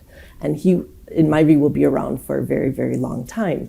So after I moved away from China, I would go back every year for conferences or to take my kids there to have them practice Chinese. And what was really amazing to me was that it doesn't matter what small village you were in or what ancient temple, there was always a picture of Xi. So even if you went to a church, like where the crucifix would be, nope, there was a picture of Xi. So it's really an incredible cult of personality that they have been cultivating over the years. And during the Cultural Revolution, when he was sent down, so he lived in a cave, and for him, he was like a princeling. He was from the red aristocracy. These are the people who were along the trail, who marched all the way with Mao, and they survived. And so their parents are called red aristocrats because they're the part of the founding of People's Republic of China. And so these people have almost like special privileges. So it's kind of like mudbloods versus, this idea of you have like two. So the Chinese Communist Youth League were kind of the mudbloods, and then you have the red aristocracy in China. So you have these two groups competing against each other, and Xi Jinping has won. So it's the mudbloods are no longer involved. But anyway, so people go back now. There's like this hagiography that you can go to the cave where Xi was sent as a young man during the Cultural Revolution, when he was sent to work in the countryside. And you can buy like a little mini shovel, and you can go into the field and dig where Xi once digged. And so it was kind of like, it's incredible. It's like this, they're really kind of cultivating all of this. And I was, he deliberately, it's almost impossible to know these stories because whatever he does is kind of turned into myth. And even when he was a young man and came, not that young, his first trip abroad was to the United States, and he went to Iowa. They were interested in farming and how to improve productivity. And so this nice Iowan family, their son had gone off to college, and it was Xi Jinping's first experience, and he stayed in this teenage boy's bedroom, which had posters of Star Wars on the wall. And you just try to imagine, what was Xi Jinping thinking? And so this house has been bought by Chinese business people and is kind of turned into a museum. So other Chinese people can go there and see the house that Xi Jinping slept in when he first went to the United States. You referred to the pub in the UK where Xi had a drink, a pint of beer with his buddy Cameron during the golden era. Chinese go there, and like this pub is just, the locals are so angry because they can't have a drink there anymore because it's just filled with Chinese tourists, like, oh, Xi had a drink here. So it's kind of this cult of personality, and we really can see it. And I've got the plates, and but there's a couple other things I really need to pick up on here. You mentioned the investments in Hamburg port. Now, let's keep in mind that Chancellor Scholz was the mayor of Hamburg. So the Chinese kind of cultivated him over the years. I'm sure he's got a few teapots in his house from Chinese trips, or they have this idea of talent spotting, cultivating good relationships. That's their secret weapon. They're really good at hospitality, and they call it talent spotting. So now he's chancellor, and most of the country was against the sale of the port to the Chinese. It's not like it's the first time. China went from 0, now they own 10% of ports in Europe. And so I have no problem with Chinese investing in things, but when it's commanding heights like port infrastructure or, electricity grids or nuclear plants in the UK, for example, I think that Russia, which is far weaker than China, and we've seen how they've weaponized energy, for example, we have to really think more strategically about this. And now it seems to be on the back burner, but the whole 5G debate that was taking place in Europe about Huawei, one of the things about being a member of NATO, you had to have secure communications. So the Huawei 5G communications would have been something that wouldn't have been perceived as responsible for NATO, that you couldn't have secure communications. They would have to they would have to create another system, a parallel system, which wouldn't make any economic sense.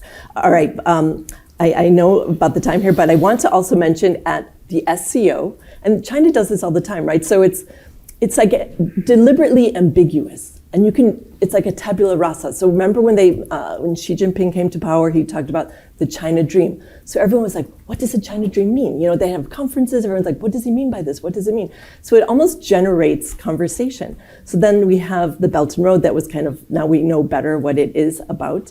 And then now it's his 2 new initiatives that were announced are the GSI, the Global Security Initiative, and the GDI, the Global Development Initiative. These are, again, very opaque. We're not sure what they mean. People can kind of figure out what they want it to mean. But I think a global security initiative and a global development initiative, I think, are pretty ambitious on China's side. And I think we have to keep our eyes on this. And what does this mean? All right, I have to come back full circle about China-Russia, because many people wonder, will China throw Russia under the bus with their new rhetoric? What's happening? But my view is that what happened in 2014 in Crimea, in Ukraine was a key node for China on their Belt and Road Initiative. They had the biggest land deal in world history. They were buying grain from China. Food security is a huge issue for China. They were investing in pork. They were investing in the Crimean port to export all of this food. They were buying technology that the Russians wouldn't sell them. And also, they were training, the Ukrainians were training PLA in China because that was part of the equipment. And the first aircraft carrier was sold to them from Ukraine. And of course, China didn't say, we're buying this aircraft carrier, because then they couldn't have towed it out, right, because of the Montreux Convention. So they said, we're going to turn it into a casino. And that's how they got their first aircraft carrier. So they said, we think it's a great casino. And they managed to bring it back, and everything was left perfectly intact. The seals, everything was, the US said, please remove all of the technology that if it's going to be turned into a casino. But the Ukrainians left everything intact, and that really helped China accelerate their military development. Another point I need to make is that because the US is becoming so strict on technology and restricting it to China, Europe is going to become the tech piggy bank. So the US is trying very hard to get Europe on board. There's the strategic autonomy debate that is growing in Europe. It is a time when Ukraine underspending on defense for the last 30 years has put Europe in a really weak position. And so China now, in my view, they've lost a lot of European support because they were seen as supporting Russia in the war with Ukraine. Technically, China's position is we're neutral, but we lean towards Russia. To me, that's a bit of an oxymoron. You can't be neutral and lean towards a country.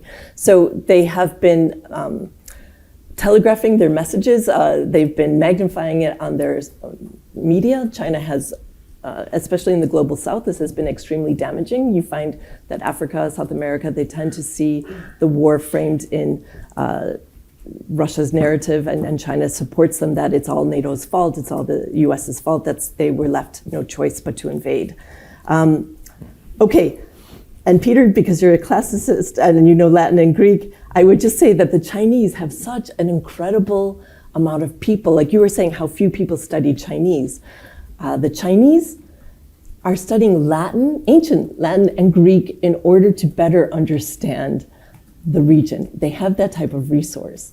And I have to just add one more. The region? The reason? They're studying Latin and Greek, the region? The Mediterranean. Or the Mediterranean, here. Because there is, Halford Mackinder is a geopolitical thinker. He wrote a paper in 1904, The Geopolitical Pivot of History.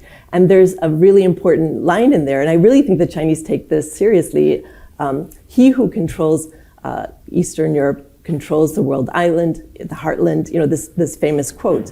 So what did the Chinese do? About 10 years ago, they created the 16+1. So it's 11 EU member states, 5 possible accession states. And you kind of think, well, why didn't you just do the EU or just do the other? But they combined the two together. And my initial impression was that they were kind of throwing spaghetti at the wall and saw what was sticking. So the two countries that really stuck the most were Hungary and Serbia. Hungary is an EU member state, and Serbia is a possible accession state. I'm getting the cards up. The cards up are a compliment. I mean, my suggestion is, maybe one more point, but let's get to questions, because there's a fire hydrant of information on China, breaking forward. So yeah, one last. Okay, I want to leave you with this thought. Okay. We know that Xi Jinping is very, very obsessed by the fall of the Soviet Union. Putin also said the biggest crisis of the last century was the demise of the Soviet Union. The Chinese have an institute in Beijing just to study the demise of the Soviet Union. So if they find a Gorbachev, a Chinese Gorbachev, they're going to take a hammer and nail him down. So I think that he's obsessed with why it failed and the issue of corruption. And China, as many people have understood, Xi Jinping kind of purged his enemies with corruption, but calling them corrupt, but almost anyone he could use that against. So I think that this kind of embrace of Russia and China, I have to just give this last quote from a Russian, because when I mentioned earlier about the big brother, little brother narrative, clearly now China is big brother, but Russia can't say that. So they say, we are big sister, which doesn't exist at all in Chinese thought. So they describe themselves as big sister because they can never say that they're little. So instead of perhaps being these two great powers, I would suggest that China must keep Russia in the tent rather than outside the tent. And what happened in 2014, they understood that Russia would block them at every point along the Belt and Road Initiative. That's why with what happened in Ukraine, after China had worked so hard to cultivate Ukraine, they have to keep them in the tent. And in this, just pulling back at the bigger geopolitical picture, should there be, God forbid, a war in the cross straits between the US and China, China needs to have Russia in the tent rather than outside of it. And as you talked about Kissinger, I would call it kind of like a frustrated armchair Kissinger, this idea that we can try to pull Russia back into the US. It's not going to happen. And I think it's almost a misunderstanding of history. There was a 10-year gap between when Kissinger approached China and the break between Russia and China. But I'll leave it at that, and I'm sorry. No, you did great. Thank you very much. That's great. Thank you. Okay, friends, if I could call us back to order. We'd like to sort of do a lightning round of conversation and questions. And we're going to start, if it works, with Tunku Rajan from the Wall Street Journal editorial board. Tunku, you're up with Peter and Teresa. Hi, thank you. Those were brilliant talks. Aware that there's a long line of questions, mine is a concise question, but it's also a sweeping one. Was the Kissinger-Nixon diplomatic opening to China in 1972, that tectonic event, a mistake? And what direction would history have taken if we hadn't opened up to China in 1972? I don't know how to answer that. I mean, hypotheticals and counterfactuals are very interesting, but one can go round in circles and convince oneself what one wants to hear. I mean, I suppose that sort of the context is that foreign policy has to be about pragmatism. And in that context, at the time of US heavily committed into Vietnam and facing limited progression with arms talks and a real concern about rising Soviet nuclear capabilities and ballistic missile capabilities in the late 60s in particular, there was sort of good reasons to try to outflank Russia, or the Soviet Union rather.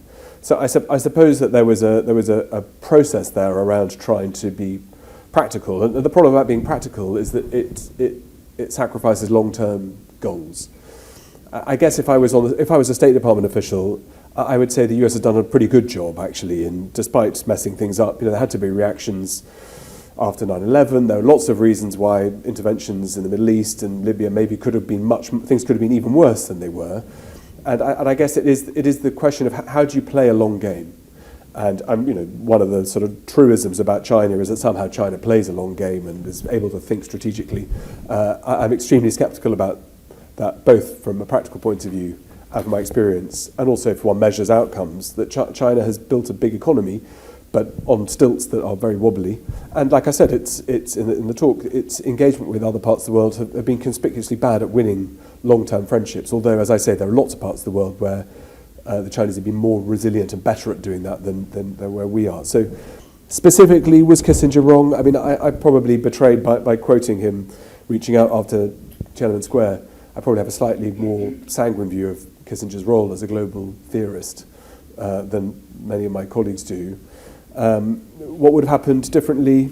I suppose it signaled to the Chinese that we were ready to do business on pragmatic terms, and that we say one thing and do another. I mean, that's a really important theme today. So, for example, Teresa mentioned about Uighurs, and there's been a lot in the press, you guys have all written about that, basically starting in 2020. I mean, the Uyghur camp started in 2017. It was almost impossible to get any coverage in mainstream media. By the time it sort of started to become a significant part of the debate and public profiles, lots of that had moved on in China already in terms of where those camps started to be disassembled and moved on. But what is interesting is that although there's been a lot of focus on Uyghurs and on Xinjiang, in 2021, British imports from Xinjiang province went up by 200%. Dutch, German, French imports all went up by 150%. And what that tells me, if I was sitting in Beijing, is that you'll talk about human rights, but actually you want the cheapest pair of sneakers you can buy. And if they get made in the wrong conditions, we don't really ask too much about that. And that was summarised. I haven't drunk my second cup of coffee, so I can't remember who the chief executive of Volkswagen was when he was asked about assembling Volkswagen cars in Xinjiang and was asked about the use of coerced labour.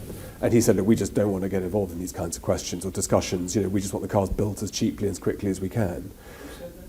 The Volkswagen number 2. Volkswagen, yeah. There's some incredible footage online. I think it was a BBC journalist, and the representative from Volkswagen just acted like, what? What?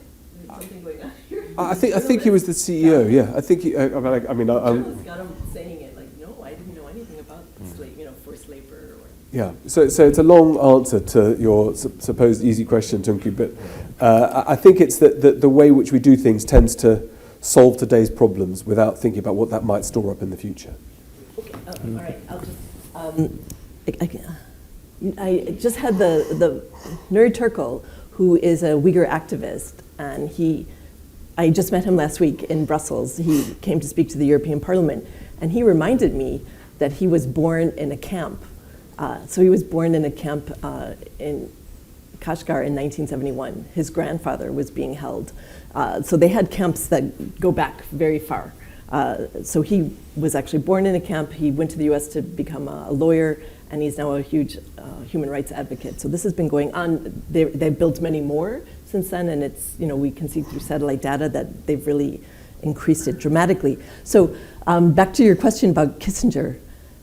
On Nixon's deathbed, you know what he said, reportedly? Have we created a Frankenstein?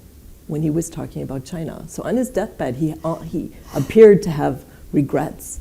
And I studied with John Mearsheimer. I don't agree with everything he says, but one of the things he did say was, no empire in history has helped their competitor so much. So you had all this US investment in China, all of these kind of wishful thinking when they joined the World Trade Organization, that gave China such a massive leg up.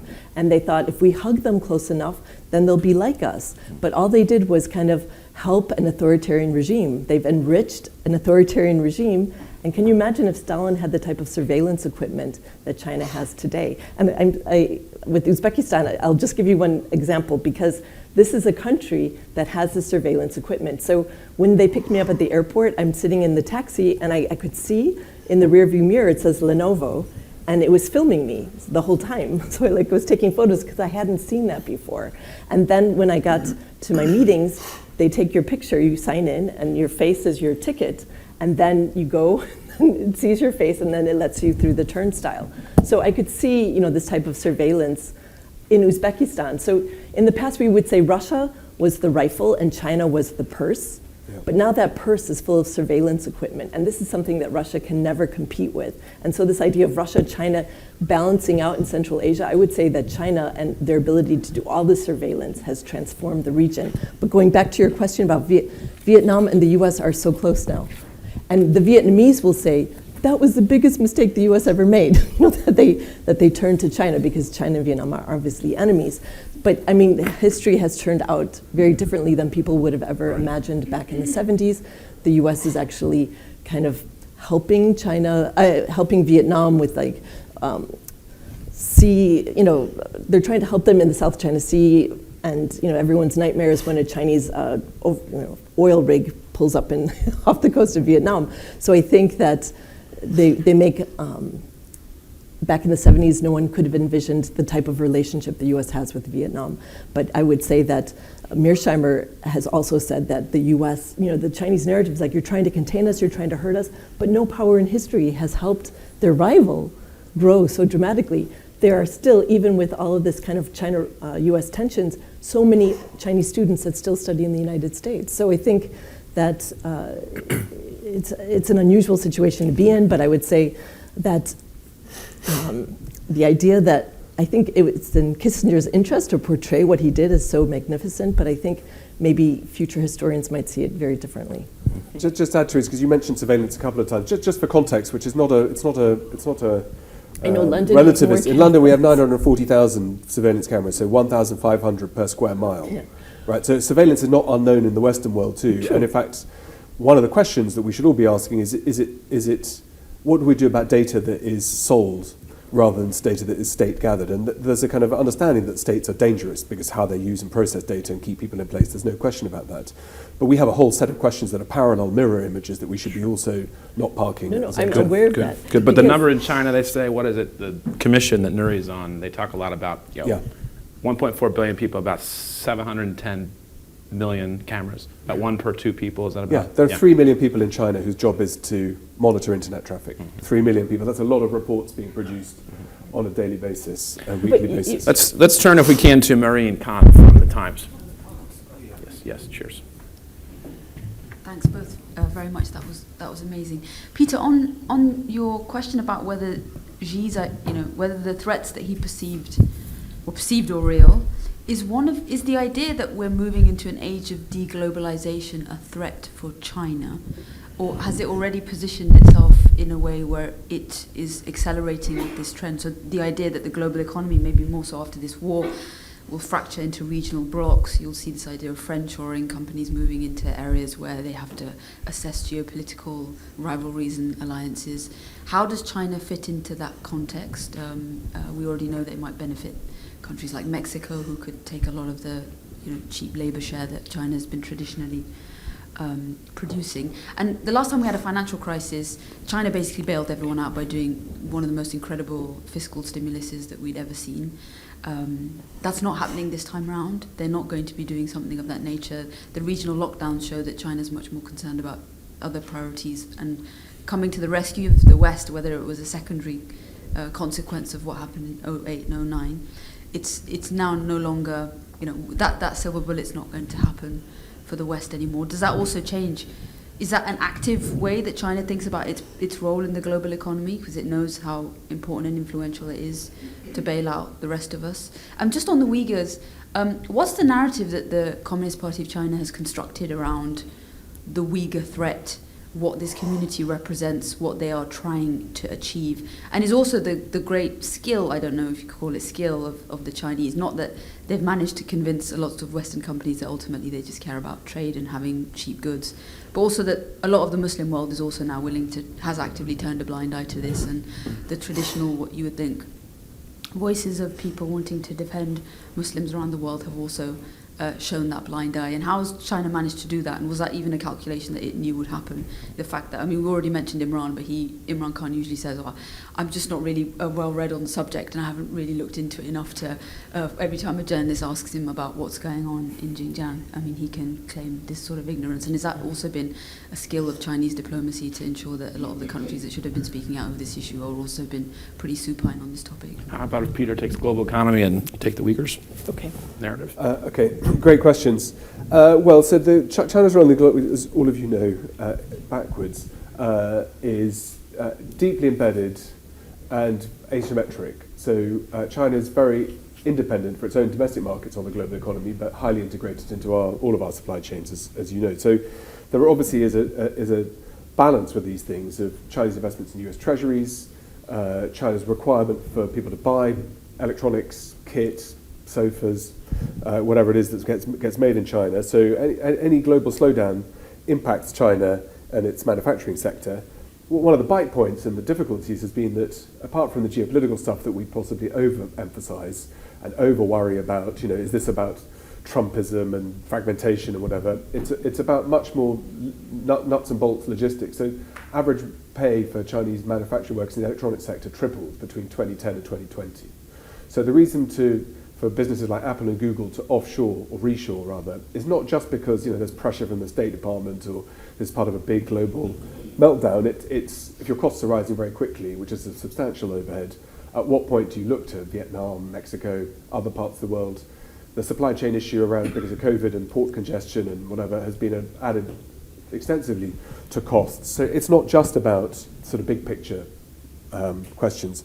I mean, I guess the sort of one of the sort of moments that's been most surreal over the last few years has been watching, in the Trump administration, America pull back from global affairs in all sorts of ways, putting up trade barriers, trying to sort of blow up the system from the inside, which was not entirely, in the case of China, not entirely surprising. I mean, Trump, in the madness, there were some things that Trump was right about, which is hard to kind of concede for lots of obvious reasons. But Trump wasn't wrong, for example, about NATO's expend, wasn't wrong about dependence on gas, but also wasn't wrong about rebalancing the Chinese trade system, or China's role with US trade. And from the Beijing perspective, there was real openness, I think, to try to work out how to solve that. The recognition there was a problem, recognition of problem, IP theft and whatever was an issue. The question was how to solve that in a way that was meaningful. And the real problem that the Chinese authorities had dealing with Trump was he kept changing his mind. And that was what was really difficult. So the Chinese, I think, worked out, I think, that the narrative around all these things was that China was a dependable partner and the United States was volatile and erratic. Climate change, pulling out of UNESCO, UNIDO, pulling out of human rights at the UN. And so seeing Xi at Davos talk about globalization being good for everybody and common prosperity, and China was the champion of global free trade at the time the United States was pulling back from it, was a kind of surreal moment where a Marxist-Leninist state is the champion of greater levels of exchange and the home of the greatest, most open economy on earth, saying that we should do things in a different way and pull up the drawbridge. You need to have quite a strong constitution to follow what is the rhetoric and what is the reality. But things like the Trans-Pacific Partnership that was built as a kind of US big free trade bloc in Asia Pacific that then Trump decided to pull out of slightly in a fit of pique, opened up a world where, again, we don't spend enough time thinking about it. There is still hyperglobalization across ASEAN countries and across Southeast Asia and across East Asia. And how we see fragmentation, how the IMF sees fragmentation from the point of view of the West looks very, very different. So, I think that there are lots of strands running in different directions around what that means. And it's, I think, first to follow the data and follow the logistics rather than the kind of high-level PowerPoint presentations around, is this a changing world order? It's where are goods made and where are they bought, and what happens when there are compressions on food supply. For example, in most of the parts of the world I work on, wheat is bought as animal feed. So it has a different dynamic to food shortages and exports from Ukraine. When it's a rice-based diet, there's very little food inflation in most countries in East Asia. Energy is a slightly different story, and that's not just about Russia and oil and gas. That's around the weather this summer, and about 20% of China's energy is produced from hydroelectric. Sichuan province, 80% is HEP, is hydropower. And when there's too much heat and the waters evaporate and the hydro plants fail, factories in Chengdu were shut for 2 weeks, regardless of what they made. So those kinds of things paint a slightly different picture about what it is that the world looks like. And it's perhaps less involved with Washington, less involved with EU, less involved with what the West is doing, but a whole set of different factors around how do you keep markets moving. And whether there'll be, the bailout now looks slightly different because I think the Beijing view of the West is that we've got a system of problems that are going to be too hard for us to solve. And probably this time around, a bit of pain may not be a bad thing. They've been talked into that by Moscow. With that relationship, I'm sure we'll talk about. China's carried a lot of water for Moscow promising that they know what's going to happen in Ukraine and are going to bloody the nose of the West, NATO, and so on. And so the junior partnership doesn't look quite so simple to me that Russia gets pulled along. Russia pulled China through into a series of problems that I suspect that I can't speak about because I can't get there. And anyway, people stopped talking to me over COVID, talking to everyone over COVID. This looks like quite a serious set of problems coming towards China. And you can, if you see it that way around, that maybe then looks at the purging of the Politburo, making sure you're absolutely reliable, keeping COVID restrictions that keep people in place, may have a context that's not just about disease and health. It's about trying to keep the pot that's bubbling quite hot. All right. I just would like to add that Xi Jinping, in regard to deglobalization, I mean, the China price is over. You know, they have a shrinking labor force. The cheap prices, that's why they have a lot of slave labor in some of these camps. But anyway, dual circulation is what Xi Jinping wants. So in a nutshell, it's to make the world more dependent on China and China less dependent on the world. So they want this built-in dependency. And so there are some companies that are already captured by the market. They've had huge investments. For example, I would say the three German ones are Siemens, Volkswagen, and BASF. And then you see a sucking sound of other German companies leaving because it's hard to repatriate profits. You have to have a Chinese Communist Party member on your board. Data, you can't take data out of the country with you. So there's lots of issues about doing business in China. But these big companies, which always seem to get the headlines, are attracting this attention. And today, BlackRock, one of the biggest investors, they are reducing. And they're laying off people who work only on Chinese investments. So I don't know if we've hit bottom yet on that, but I think we're kind of maybe starting to see the bottom of the crisis, the economic crisis in China. You're a journalist, I'm sure you've seen some of these great stories. There was a little girl in Britain writing her Christmas cards, and inside the Christmas card there was a message like, I am held in a camp in Xinjiang, and please help, please let everyone know about this. Or there was another one in the US with Halloween tombstones, these like tombstones people had, and it was like a secret message from a person in Xinjiang saying, I'm being forced to make these things, I'm being held against my will. These people are getting the messages out. But I haven't heard any stories like that in a while, so I wonder if they've even cracked down on those types of things. So you asked about the Uyghur threat. It's really interesting because they don't have guns, obviously, but they have knives. So every knife is kind of got this mark on it that's, like an electronic mark. So if anyone is ever attacked with a knife, they will go back to the person who bought that knife and has the mark on it. So that's the level of control. And I mean, it sounds so over, sensational, but the Chinese were working so hard that they would implant like a Chinese member into the Uyghur family. So if they were fasting or if they were praying, they would be reported on. And so it's almost mind-boggling what's happening there. So the other issue, we saw the Comprehensive Agreement on Investment. It was proposed 2 years ago before Merkel was leaving office, and it was supposed to promote ILO, like the International Labor Organization rules, which China has not signed up for yet. And this was how Europe was saying we were going to help China become more labor compliant to international standards. Well, what's happened now, because I was just in Uzbekistan, I'll share the story with you. Uzbekistan has done the hard work. They've removed like child laborers from picking cotton because it's such an odious job.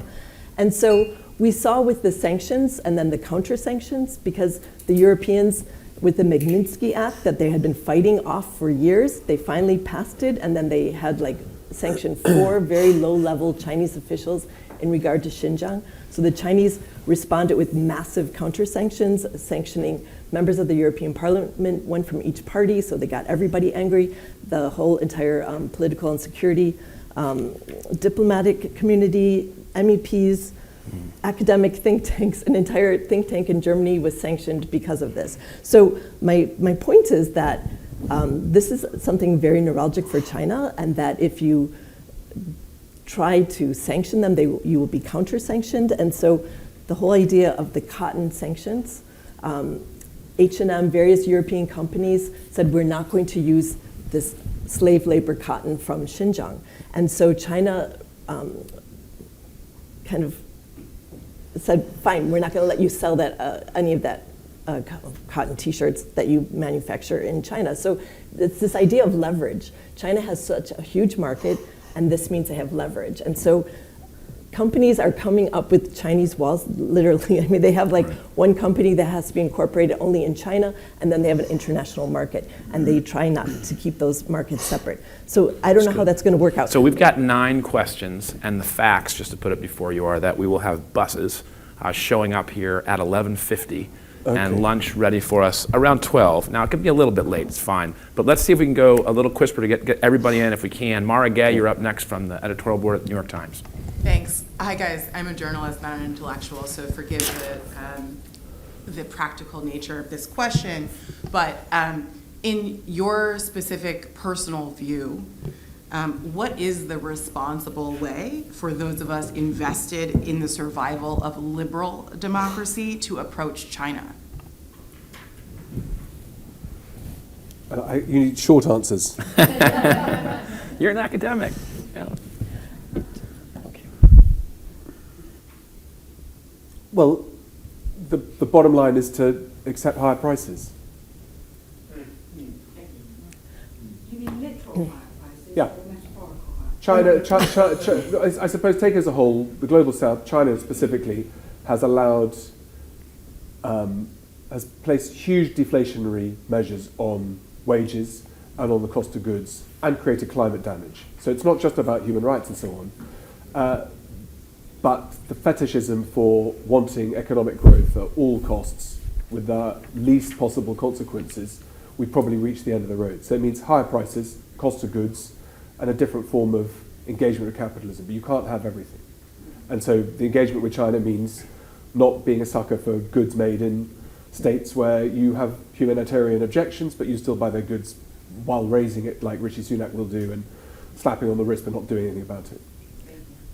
I don't know about you, but like COVID taught me how little I need, because I just lived in sweatpants and gym shoes and wore different t-shirts during COVID. So 60% of the German population said that they were willing to accept higher prices if it meant that there would be more justice, and especially in regard to Russia and China. So I think that that's a promising sign. All right, there's 40% that don't. But the other thing, I have to keep this short and sharp, Google document 9. Okay, this is a leaked document, and it's what China is most fearful of. So there's 7 points, but one of the key points is they are against universal values.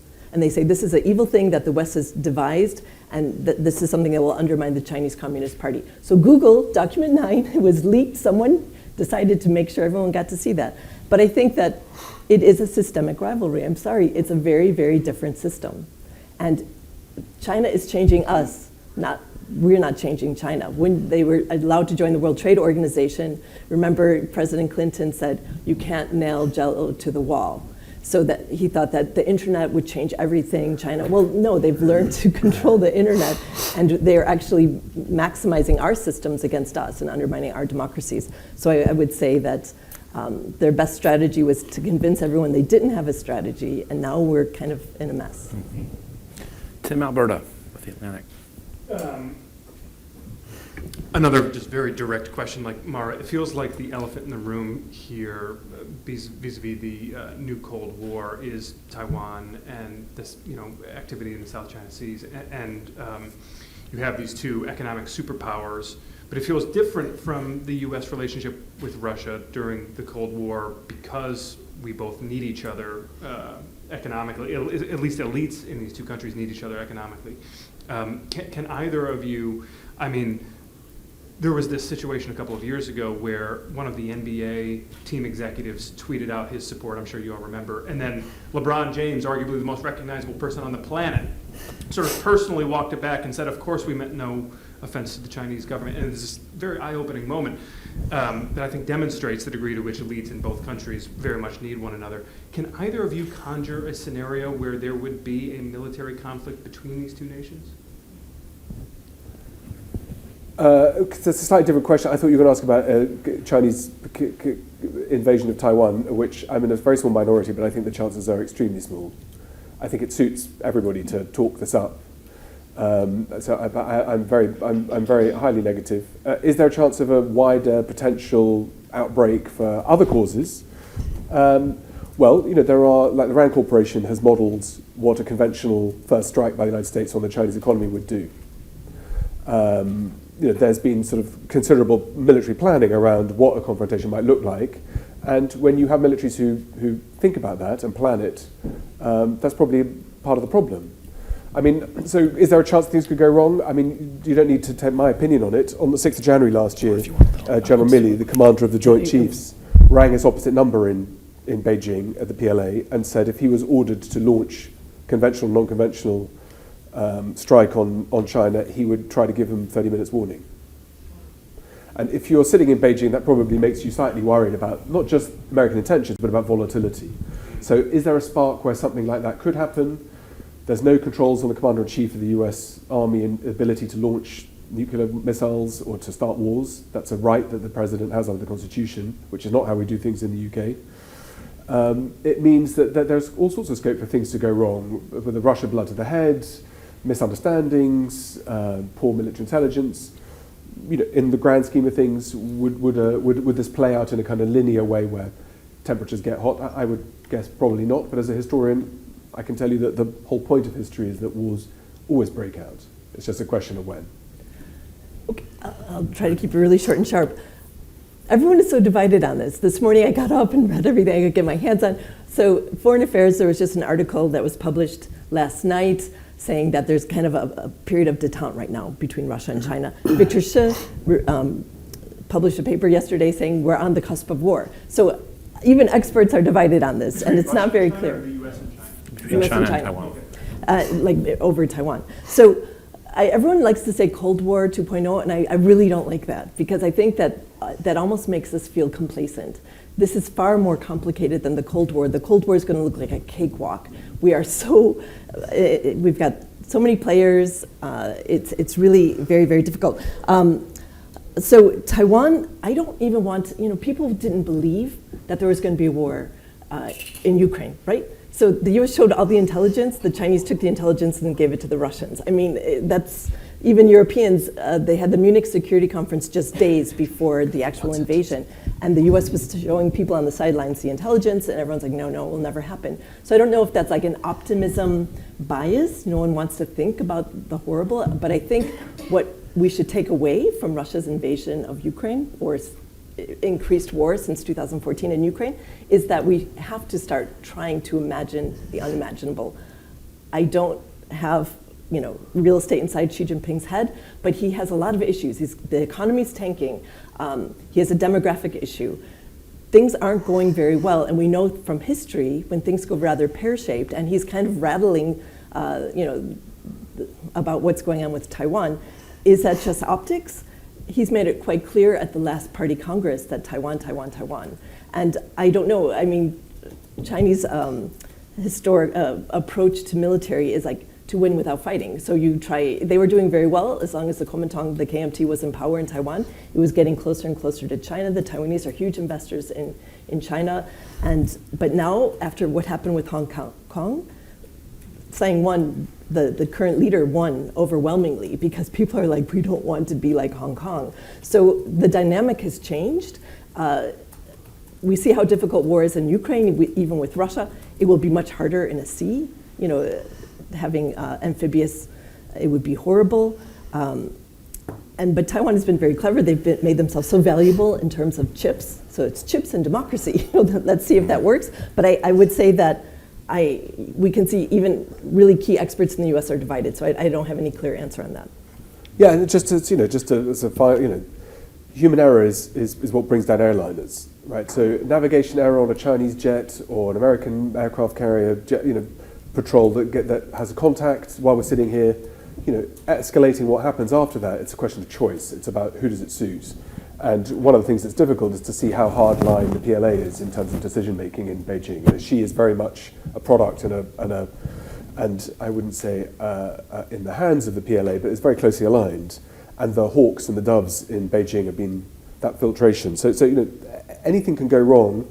The Franz Ferdinand moment of a single event where suddenly it suits everybody to escalate. Those fragilities are much more serious in a way than the kind of Putin planning what he's going to do and then having a very conventional war and then running it badly. So we should be aware, I think, of the fracture possibility of a small incident suddenly running out of control, which hasn't been modelled, decisions made badly in real time, misunderstandings.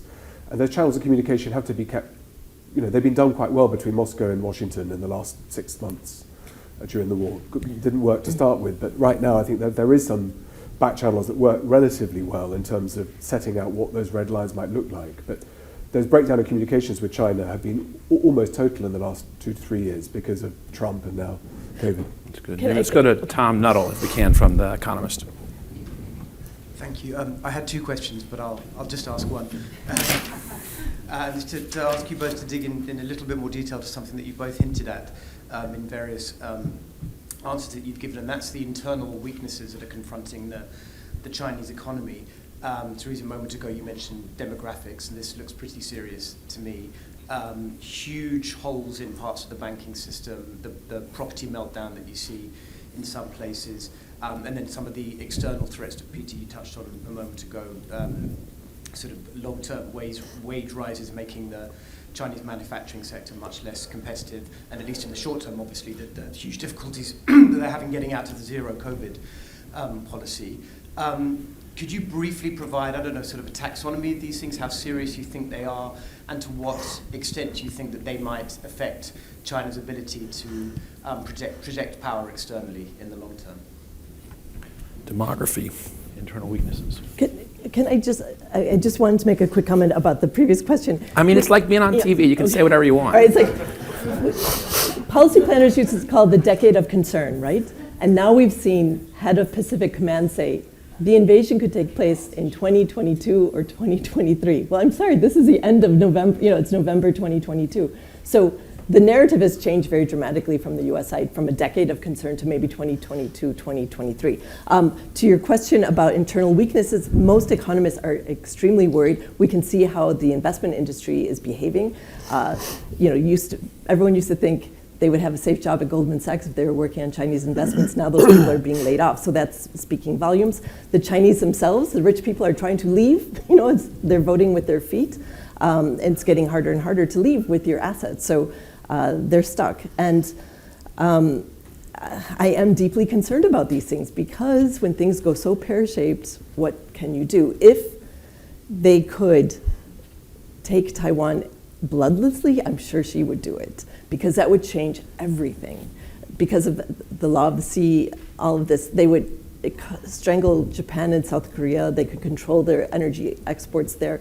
The whole geography would change. The US would lose their face because they couldn't support their allies in the region. So if I was Xi and things were looking a little dodgy, I think I would think about it. The only good thing about the war in Ukraine, in my view, the only upside, is that it might give Xi Jinping some pause, because the narrative coming out of Beijing is the West is in decline, the East is rising. And so when they saw the West kind of grouped together, even neutral Switzerland put sanctions on Russia, no one dreamed that would happen. And I think that was a big shock both to Xi and Putin. So I think that's maybe the upside, and that Xi has to kind of recalculate that there would be sanctions. Nevertheless, some German industrial figures have said, we could never put sanctions on China. So, I mean, it seems like the West is already fragmenting on this issue, but I would say that this gives Xi pause for concern, but he has a very small window of opportunity. They actually have more ships than the United States. When the US starts focusing, they will be laser-like, and right now they're kind of at sea. There has been a lot of elite capture even within the US, even within the Biden administration, there's competing voices on China. So I would say, that there's a very small window now for Xi, I think. Well, domestic economy, okay, number one, betting on China getting it wrong. There's a big industry that's predicted the blow up of China for, as you know, for 20, 30 years. And so far the Chinese managed to stay ahead of that. But staying ahead of a wave that's coming, it doesn't, I guess eventually it catches you. And it looks to me that the systemic problems are enormous right now, and probably more serious than they have been since '92. And part of that is about some of the things you mentioned, the real estate bubbles, the debt, the whatever. Part of it is that the expansion of the Chinese workforce to build infrastructure, and there's railway lines and bridges and motorways and whatever. There is a finite number of things you need. One of the mayors in Sichuan province said we've got as many bridges as we could ever possibly want. So it's the transition from low to middle income country is really difficult, to go from manufacturing to services, and very few countries have managed to do that successfully. South Korea, Mexico, Turkey. You can cut your cloth whichever way, but none are with a population of 1.4 billion people. So it's difficult to see whether that next chapter is achievable, particularly in the context of COVID, particularly in the context of sanctions and resource shortages of specific components like semiconductors. And as you say, the banking, the real estate bubbles, jobs, lack of foreign direct investment, which is pushing downwards, and also the Chinese state companies, and notionally private companies have been quite successful raising money on the New York Stock Exchange and Hong Kong and elsewhere. And that looks like now that has come to an end of the injection of capital. So if the US are able to impose more of the kind of grip around the throat, you can see that there is a potential very serious set of problems coming towards China. And the question then is, how does Marxism-Leninism, as well as Xi's characteristics, try and solve those? And I guess in the first instance, the way you solve that is by not doing the same things that the Soviet Union did in the late 80s. You don't reform, you don't allow freedoms, you don't allow people to express themselves, because the ways they express themselves will almost exclusively be detrimental and will be questioning your model. So will the wave run over and bring down the dam? Like I said, people have always been predicting that. I would say that Chinese central bankers and thinkers, although they spend a lot of time studying Marx, they're not stupid, and they're aware of what those problems are. The question is, in authoritarian regimes, can the right ideas reach the top, and will the person at the top make good decisions? And you can look at Putin, Mark Zuckerberg, whoever you like, to see that people at the top of institutions, they can get things really wrong. But probably these last 30 years have been a lesson in Beijing being quite good at times of crisis. Like Maureen said in 2008, whether they will always get it right, I guess like airline crashes, pilot error is always going to be involved.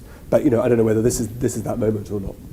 Can I just add one thing? Yep, and then we're going to go to Christine O'Krent from, but quick. There's the talk of the middle income trap, and that's classic, and they will get old before they get rich. And the level of inequality in China, the Gini coefficient, it's illegal to even publish it in China. They don't even want people to know how unequal they are.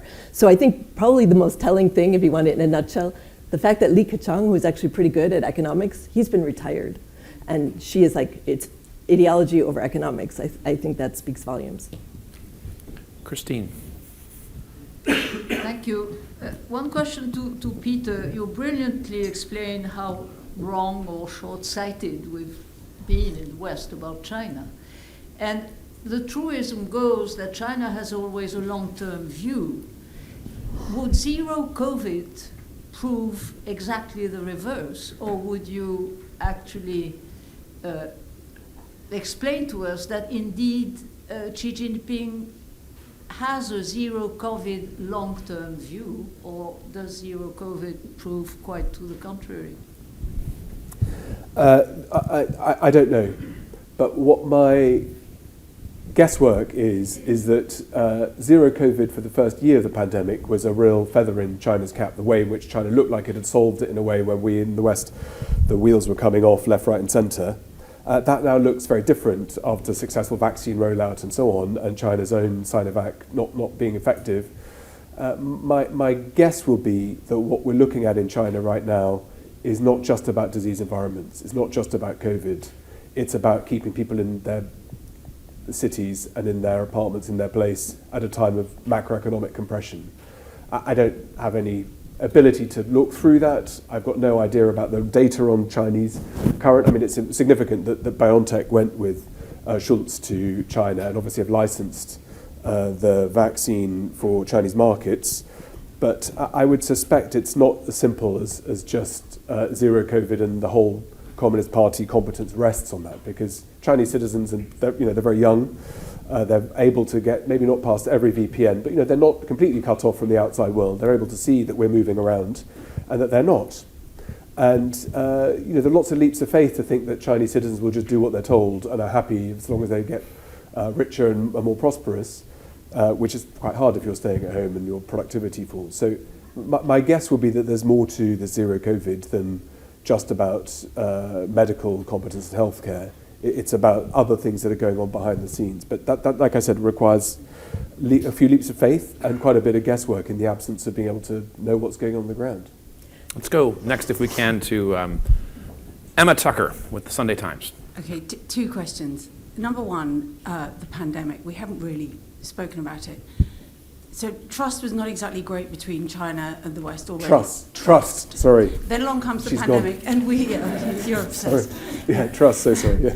But we still haven't established the origins of the coronavirus. Right. You know, Western scientists weren't given access to the labs. The lab leak theory was allowed to proliferate. Yeah. And there's almost certainly going to be another pandemic that may well originate from China. So what should we be doing now about that? Okay. The second thing I have to ask is, after the Congress in Beijing, the one characterization of that Congress was a sea of men. There was literally, I think, one woman in about however many. Now, it's a dictatorship, China, but it doesn't exist in a bubble. It's not hermetically sealed. Women in China must see that elsewhere in the world, we're not perfect, but elsewhere in the world, women are making strides in a way that they possibly aren't in China. I'm just curious to know what, if any, kind of feminist movement there is in China, and how effective is it? Okay, there's a fantastic book about women in China, which I will refresh myself afterwards. You're right. There's not one member of the Politburo and none on the Standing Committee. Not one.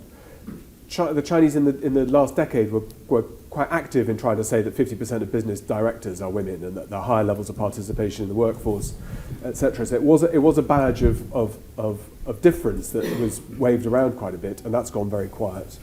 What ability there are for women to break through the tone deafness of manels from top to bottom, it's really striking in a world where there are very different modalities of women play a very important role in Chinese societies and don't have repressions in the same way that that minorities do, for example. So their absence and their washing out of leadership positions is very, very striking. How that might get fixed, why that's happened, I will direct you to someone who's much more knowledgeable about that than me, but it's a very good and important observation, I think, around what does that mean for a society which is aging, becoming older, more male because of the imbalance of genders anyway, and typically societies that have that imbalance of distribution tend to be more trigger happy when it comes to testosterone and use of force and aggression and so on, although that's a blanket statement.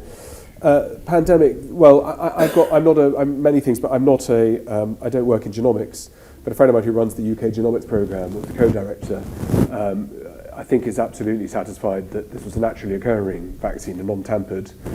How it was released, when did the Chinese authorities know what was going on? Were flights kept open to make sure we all went down in flames? I don't know, but I know how all bureaucratic communistic states work, which is always bet on incompetence rather than genius, evil plans. So, I think that Tony Fauci, again, no reason to doubt the maths and the science, which not my expertise, is that naturally occurring things, if they're in the wild, they will jump over anyway. And I can't remember whether I said that this morning or last night, but there's a new coronavirus that establishes every day. And so the way in which we are with the climate stuff coming towards us, there are about 600 emerging infectious diseases, and about 75% of those are highly sensitive to climatic changes, almost all of them to warming. Some diseases become more virulent when we cool, but almost all of them through warming. So for sure we're going to be in environments where pandemics come towards us again. I would hope that we've learned a few things from this one. We've learned a little bit about, that it's okay to be locked up. You've learned how to sort of work out, you've got to work to see what's going on. We rolled out vaccines quite quickly. The missing link with the vaccine, with pandemic, was the total lack of role played by digital technology companies, that should have been absolutely central in our responses of being, every single person on Earth more or less has at least one smart device, and how tech refused to get involved in, or didn't get involved in, being part of that early warning system was important. But China, as Teresa will be able to tell you, is very active in the Silk Roads of healthcare. Was something that has replaced. China is not building roads and factories and stuff in CPEC. They're not doing the stuff they said they were doing with the Belt and Road 5 years ago. They pulled funding in 2018, more or less. And the Belt and Road became now about sharing information, knowledge, oral hygiene, those kinds of things. But the healthcare is the one that is the most important one because everyone's highly receptive. So it's how do you diagnose, how do you solve, how do you share information, how do you roll things out? And I thought we've probably learned some pretty good lessons from that. I think we are very good in the West at breaking things, messing it all up, and then learning. And then in 10 years' time, we'll destroy all of our PPE stocks because someone in some ministry will say that we're carrying too much costs and we should shut factories like we shut our gas storage. But if we're smart enough to realize these things, they do come around quite regularly, and it's probably not a bad idea to have national resource silos built up. That's happening in the United States, not just with healthcare, but with rare earths, with lots of materials and technologies, where suddenly there are national security issues. How China responds to that, I don't know. But those disease environments are hugely significant, and like I said, magnified by climate. Okay, I wanted to pick up, Peter, you mentioned that biotech representatives went to Germany on the plane, but you know what happened? The mRNA vaccine is very effective, but it's only been commissioned for foreigners in China, and there aren't many foreigners there anymore. So the Chinese obviously probably found out how to make this, but it has to be a Chinese vaccine, and they can't manufacture this. They don't want to. I don't know why. It's very complex, but I don't. They could use it for all the Chinese population. It's been effective, but I think Xi Jinping, his initial narrative was that we are doing better than the West, and that the fact that the markets were going crazy when biotech showed up, and they thought, wow, this is great. This will be great for China, but they only said it's for foreigners. Rana Mitter, also a professor at Oxford, has said he's fearful that China is like going back to China, like this wave of history where they burnt all the boats, all the ships in the past. They're kind of pulling up the gates again. He said this would be a mistake for them to do. Some people are questioning, is this what they're doing now? Are they kind of pulling back? Even Mao said, half the women hold up the sky. He was more of a feminist than Xi Jinping.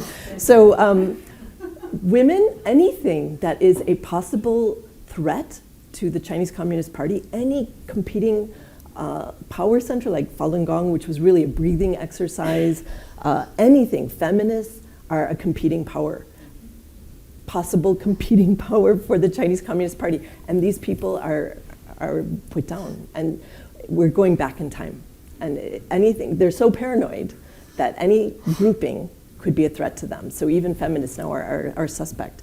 And then look what happened to Australia. I mean, I have to keep it sharp and short about COVID, but there's been reams and reams written about this. But the fact that the Australian government said, can we have an investigation into the origin so that we don't repeat the same mistake again? What happened to them? China had immediate economic sanctions. They're finally maybe going to have a little meeting on the sidelines of the G20, so to try to renew relations with Australia. So it was taboo, and we saw that. And you've all read, there's so much stuff, but I would suggest if you want something very clever, Perry Link, who's an expert on Chinese language, looked at how the Chinese expressed all of these things. And I'm sorry, I lived in China. I was a bit suspicious when they're like, it's a wet market. It's got to be the web. As soon as they point their finger at something, you should be a little skeptical. So Google Perry Link. He's a scholar from Princeton who wrote a great essay about the origins, just looking at Chinese language sources. Okay. That's great. Look, diseases, naturally occurring diseases are highly, that they break anyway. It's a bit like asking who was the first person who had AIDS. It doesn't really help us that much, and it's been weaponized, the fact that it happened in Wuhan. I mean, if it had broken out anywhere else, it matters to the extent of what was the failing of the authorities in Wuhan and Beijing to not lock it down sooner and quicker, and that, I think, is significant. But I think that the disease question is one we've got to be slightly careful with, because when this breaks from wherever it is, and when I did a little bit of work around that after it happened, and there are two smallpox facilities that hold smallpox. One is in the United States, one is in Russia. The Russian facility caught fire and blew up. There's no sort of inventory of what happened, how things get released.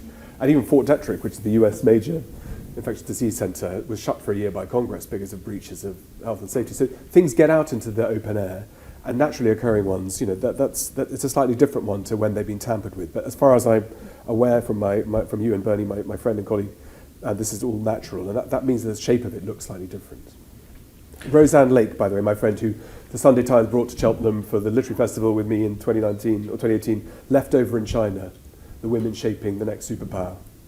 Roseanne Lake, who's terrific. She was with the Journal, I think, in Shanghai, and now with The Economist in Cuba, I think.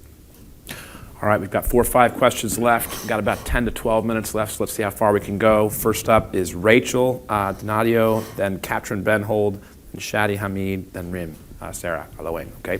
Thank you. Fascinating.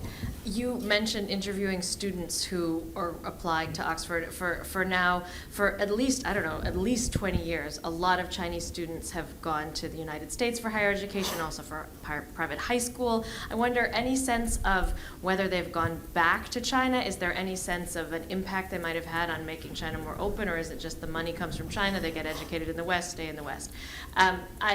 Journalists have all, but many journalists have been kicked out of China. Any sense, does anyone have any leverage to help get some of them back in? As you know, the New York Times Bureau moved from Beijing to Hong Kong, from Hong Kong to Seoul, South Korea, where it is now. And finally, for Teresa, you mentioned extraterritorial reach and Chinese police stations across the EU. That's the first I've ever heard of that. I wonder if you could just tell us what you're talking about. Thank you. Okay, sure. Okay, well, Safeguard Defend published a report, but there's also an article about it today in the Financial Times. And I mean, it's pretty shocking to me because they could have done this through consulates if they say that they're there to just kind of help Chinese renew their driver's license, for example. But no, anyway, you can read the article. Sometimes, I do wonder about this. There's a huge amount of Chinese that come to the United States and study.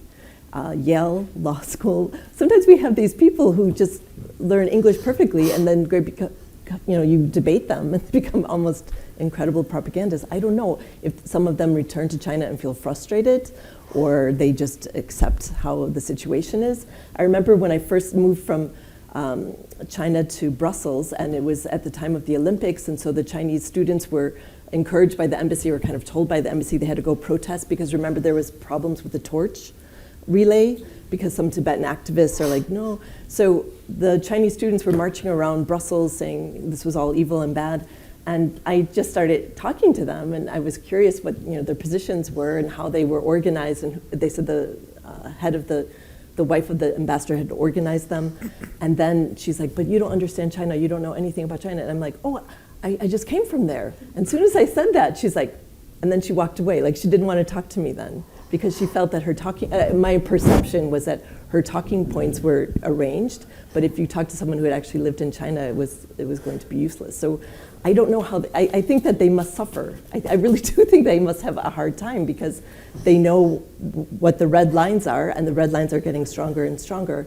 And we saw this Chinese professor that was at Princeton, and they called her like a science queen. She was beautiful, and she decided to go back to China, and she got all this publicity.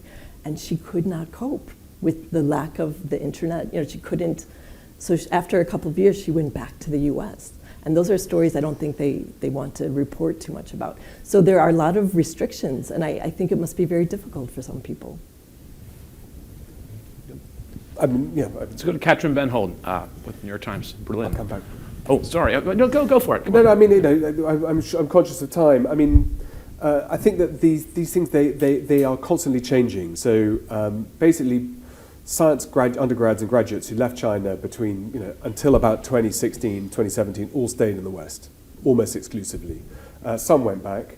In the 3 years before COVID and travel restrictions, that rising level of nationalism, the kind of anti-Western rhetoric, the incentives to come back meant that much, much higher numbers went back to China because of the emphasis on patriotism, nationalism, serving the state and serving the country. So they're moving targets. As far as leverage, Rob will be able to tell you about how one runs an office in China and how difficult it is. I mean, my own very anecdotal observations, and again, it's a change. My book on Silk Roads was translated to China and got a lot of coverage in the Chinese press, and I was invited there lots to come and talk, and I never had any problems about freedom of speech. Audiences and young people were quite often critical, including on camera.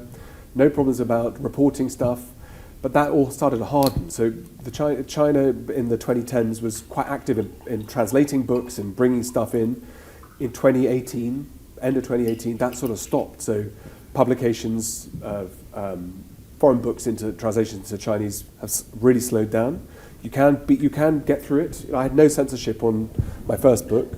They tried to do censorship on my second, and there was a long discussion that ran into the ground because of COVID. And some of the things that they wanted me to take out, which I refused to do, were obvious sensitive points. But then there were things I've struggled to kind of understand. So that process of what it is that they're worried about you talking about, what they're okay about, it's a tricky one. I guess if you're from the Journal or the Times or the Economist, you are on a much higher level of supervision, but there is a much higher levels of tolerance if you're kind of a freewheeler, where you were able to talk about things and to have reasonable discussions. But like Teresa said, that did start to change before COVID. My guess is we've gone significantly backwards.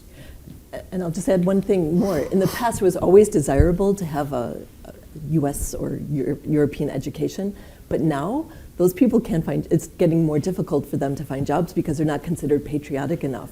So people who go to Tsinghua, like the top Chinese universities, are actually first choice now. And the ones who paid all this money for these educations abroad are kind of being discriminated against now. Things change all the time, as Peter noted, but that seems to be, in this patriotic era that we're in now, they're kind of looked at suspiciously. Some of them. Catherine. So I'm curious, Peter, you mentioned that China calls itself the largest democracy in the world now. I mean, they've been incredibly good over the last 40 years, haven't they, in kind of cannibalizing our Western liberal societies for whatever is useful, whether that's a narrative or intellectual property or technology or whatever. I remember kind of a crazy story from the 80s. My good friend Andrew Higgins, who was then in China and actually covered Tiananmen Square, was kicked out subsequently. He's never gone back. But he remembered this story in like one of those third or fourth tier cities where they had gotten their Western metaphors kind of wrong. They wanted to celebrate a Western Christmas in a mall to sell more things. But it's, and there was a big cross in the opening of the mall in the foyer, and Santa was nailed to it. So those were the early days, but that's a long time ago. Since then, they've become very good at using what they can from our societies. And I'm curious, and I would love a quick answer from both of you on the question, what can we learn from China? Because outcomes do matter for democracies. We had a big discussion with Shadi yesterday.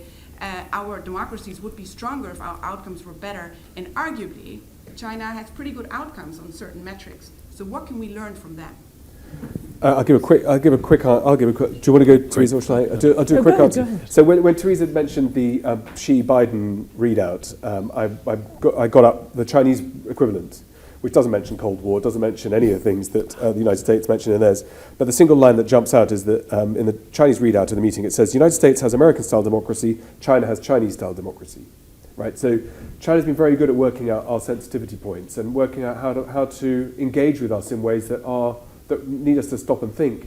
One of the leading intellectuals who's around Xi said quite recently, he said, paraphrasing because I can't remember the exact quote, but something like, China is very good at learning from the West, but the West are incapable, he says, incapable of learning from China. And I think that those kinds of questions are really important. I mean, I think authoritarian regimes around the world in the last 15, 20 years, of which have grown in number and have grown in intensity, democracy is in real retreat. And we talked about that yesterday. And again, there was some Pew research done last week that I saw that said 61% of people in Western European countries believe that the right form of government is a strong leader with no need to go to elections. Right? That should scare us all. Under 35s, 61%. I think that states have become much more agile at working out what those outcomes should be.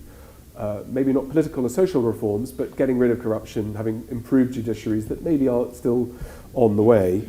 And I think there's a lot we should learn about what is it that our outcomes should be. I mean, like I said yesterday in my question, the question of inequality is the fundamental question about our challenges in Western-style democracies, where we're leaving way too many people behind, not just because people at the top are getting richer, which is a function of inefficient taxation and elites having too much power, but failure to understand what it is that we should be doing. I mean, ironically, I say this as a Brit with great sadness. The European Union has been quite good at equalising some of those things. As a community of nations in Europe, we chose in Britain to go a slightly different way. In fact, our best outcomes of inequality, some of them were engineered by the motor of the European Union by investing in low-income areas like Cornwall and Wales and North East, where we had low levels of investment. So it's a real shame we chose to go the way we did, but let's hope the guys have a plan. But in terms of what we can learn, I think it's first to learn that the competitors, if we want to call them that, or our competitor sets, perhaps less aggressive, our peer group, are much more agile, much more sophisticated, much better at doing lots of things than we think. And rather than thinking this is an oppressive surveillance society that lock people up, we should also be trying to see what's in the plus column about how they'd be able to bring people along and where are they right in saying that we're getting things wrong. So again, the US readout, China is following socialism the United States is pursuing capitalism. And for a significant part of the world's population, socialism doesn't have the same context as it does to my generation of oppression of the communist and Soviet world. It means a world where people are more equal. And I can promise you China is a highly unequal society that hangs on to wealth, possibly even more so than we do in the West. But I think learning how to focus on outcomes, it would be worth our while. I'll just make a quick comment in the light of time, but I love that story about Santa on the cross. I know Andrew, he's a good friend, and I lived across from the shopping mall, and they had a nativity scene, and then Christmas is before Chinese New Year, so then they just put a pig, because it was the year of the pig, in where Jesus was. They just pulled Jesus out and put the pig in for the year of the pig. And sometimes we would laugh and say, did they get stuck on the wrong page? Like, they must have a book of decorations, and it would be Easter, but they would have Halloween decorations up at one restaurant. The thing is, even authoritarian regimes, they love the word democracy. So Russia describes himself as a democracy. Xi Jinping is a Democrat. He wants to be called president. And so I think the Chinese say, we are so good, with our surveillance state. We know what you want before you even know it. So it's like precog, right? There's that film with your buddy. Tom Cruise? Tom Cruise. Yeah. So this whole idea of precogs. Yeah. So this is like, I think this is the Chinese are saying, we are so much better than the West. We know what you want before you do. So I think this is something we have to get our own house in order. We have to improve our own democracies. Yeah. And we are out of shape, flabby. We really need to make an improvement. So that was my comment. Xinhua, the day after the Brexit vote and after the Trump vote, said that's what democracy does. I wonder if we can conclude maybe with a brief democracy question from the democracy expert in the room who's just written about the problem of democracy, Chinese style or American or otherwise, or maybe that's not your question. Shadi, how about the last question from you? And then we'll get an answer, and then we'll wrap and make a move. You're up. No, come on. Take you sure? Let's take both. Let's take Reem as well. All right, Reem, you got it. You're up. Thank you so much, both of you. It was brilliant. Just to follow up, you were asking about feminist movements. So I will go back to the Uighurs and ask you if there is an organic Chinese movement to denounce what's going on. I was thinking about, I don't know if you remember, so she was not Chinese, but she used a Chinese tool to denounce what's going on with the Uyghur TikTok, the makeup artist on TikTok, who, explain you how to do your smoky eyes for your evening, and by the way, the Uyghur, etc. And there was a huge outcry from the Chinese regime who banned her, and then one thing leading to another, so she used their technique. But is there something, because there are a lot of Chinese students, we were talking about it, studying abroad, and so what is the role of the Chinese people, and when will it end? What will it take for the genocide to finally come to an end, and will it mark the end of the dictatorship? I don't think so, but again, I'm not an expert, so voila. Okay. Should we take Shadi too? And Please, then do both comment, together, question? Yeah. Yep. I think what I was going to bring up has been covered. Great. Yeah, yes. Great. Great. Okay, so quick closing, maybe minute comment apiece, friends, and then here's what we've got coming. We're going to use the restroom if you need to. Walk to the vans. There are 5 vans out there waiting for us. We're going to take a 10-minute ride, maybe a 7-minute ride down the road to the Villa Afrusi. Some of you who were here last year remember it. If you don't remember it, you're in for a treat. It's awesome. James has a book about it, or at least about the family, the Rothschild. So you ask him about the curiosities if you would. But we're going to have a lovely lunch that is awaiting for us. And then at 1:30, we'll have a little conversation that Emma and Katrin are going to lead. It's more of a conversation about journalism today. So, Teresa? Oh, no, I'll let you go ahead. Please. Organic denouncements and so on, I mean, it's tricky in a society that self-censors and is censored to know. I think what's in the way that the world works in mysterious ways and rhyming patterns, Xi Jinping's father, Xi Zhongrun, was in charge of Xinjiang province when he was a uprising star of the Communist Party, and took a very soft line on minority populations at the time. So he wrote about, before he was disgraced and sent to go live in a cave, that cracking down on Uyghurs and minorities would be hugely counterproductive and would generate resentment. And so while there was lots of noises at that time too about minorities and redistribution of populations into Tibet and the Han Chinese and so on, Xi Jinping was extremely pacific about saying that we had to think carefully about how to protect minorities and also to evaluate what point they are a threat and at what point they enrich Chinese societies. So one might have thought that his son would be conciliatory. And so I guess then the question is, what is the threat that the Uyghurs really represent that have brought around this level of crackdown? And it's, in my view, it's not so much about minorities, of which there are 147 languages in China. There are lots of other minorities that have also been stamped on in Mongolia, in Tibet, obviously Hong Kong, and so on. But it would look to me that the pattern is more about securing China's peripheries and the worries around what happens if you are being compressed by outside forces, about where places can be influenced and problems brought around. So with the Uyghurs, the reason this really started was that when there were a couple of terrorist attacks that were not enormously damaging in the kind of grand scheme of things, the thing that really startled the Chinese authorities is that they had not, despite the surveillance 2005, 6, 7, had not seen any of this coming.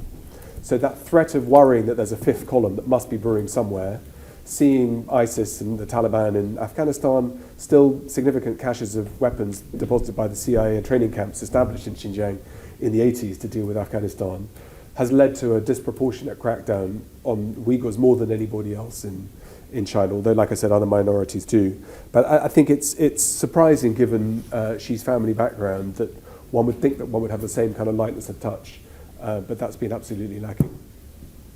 Okay, in the light of time, I'll keep it short and sharp. 3 points. Just to pick up on an earlier point about social credit scores. Yes, we have lots of cameras, but we don't have a social credit score on our phones. That's a big difference between China and us. Yes, I live in Brussels. We had the bombing. They found Hatman through all the footage, and we saw what they could do back then. I'm sure it's much, much better now through AI. So, but we don't have a social credit score, and I think that's a major difference, even though we do have surveillance. When I was in Uzbekistan, I did a lot of interviews, and what was happening at the time was the mobilization, or the partial mobilization from Russia. So you had all these Uzbeks who were working in Russia coming back to Central Asia. In addition to that, you had all these Russians coming back from Russia trying to escape going to war in Ukraine. When I checked in at night, it was really late, and they said, "Our hotel is so full. Would you like to share your room with someone you don't know?" And I'm like, no, thank you. The place was positively bulging at the seams with Russians, so I didn't want to do that, and I finally found a room. But the other issue, I guess, is for the region. It's not right now. This is a second order effect of the war in Ukraine that is not on anyone's radar. They aren't so worried about militant Islam, people told me, in the region. They are worried about all this population coming back and in an economically difficult situation right now. So this could be destabilizing in Central Asia, having all these people coming back, and that money that they would send back from Russia, that's not going to be there anymore from the jobs that they used to do. Xi Jinping's father, earlier on in his career, was in Tibet, and people thought, oh wow, when Xi comes to power, maybe he'll be nice like his dad was to the Tibetans. But we see a very different Xi Jinping. He's not really like his father. He's actually doubled down. And some have wondered, there were two routes to take. One would try to be, hearts and mind campaign, but they didn't do that. And so I think that there will be huge reverberations from this. I think perhaps there are some people that regret this policy because it's just creating more and more problems. And I should just end on this final note. Right now, everyone's kind of wondering about China and how, people are like, have you read this report? It's so frightening. But you know what could happen? I mean, they're so smart. They're really good at reinventing and rebranding themselves. So I would say watch what happens in Ukraine, because China is really good about building infrastructure, doing all these things. And the Ukrainian government is not saying, cutting any ties with China, because they know that they need China after the war. So the US is trying very hard with their allies to get funding to help rebuild Ukraine. They're trying to look ahead. But I imagine China will come in, help get some of those contracts, rebuild and rebrand themselves as kind of the savior of Ukraine. That could happen. Thank you both very much.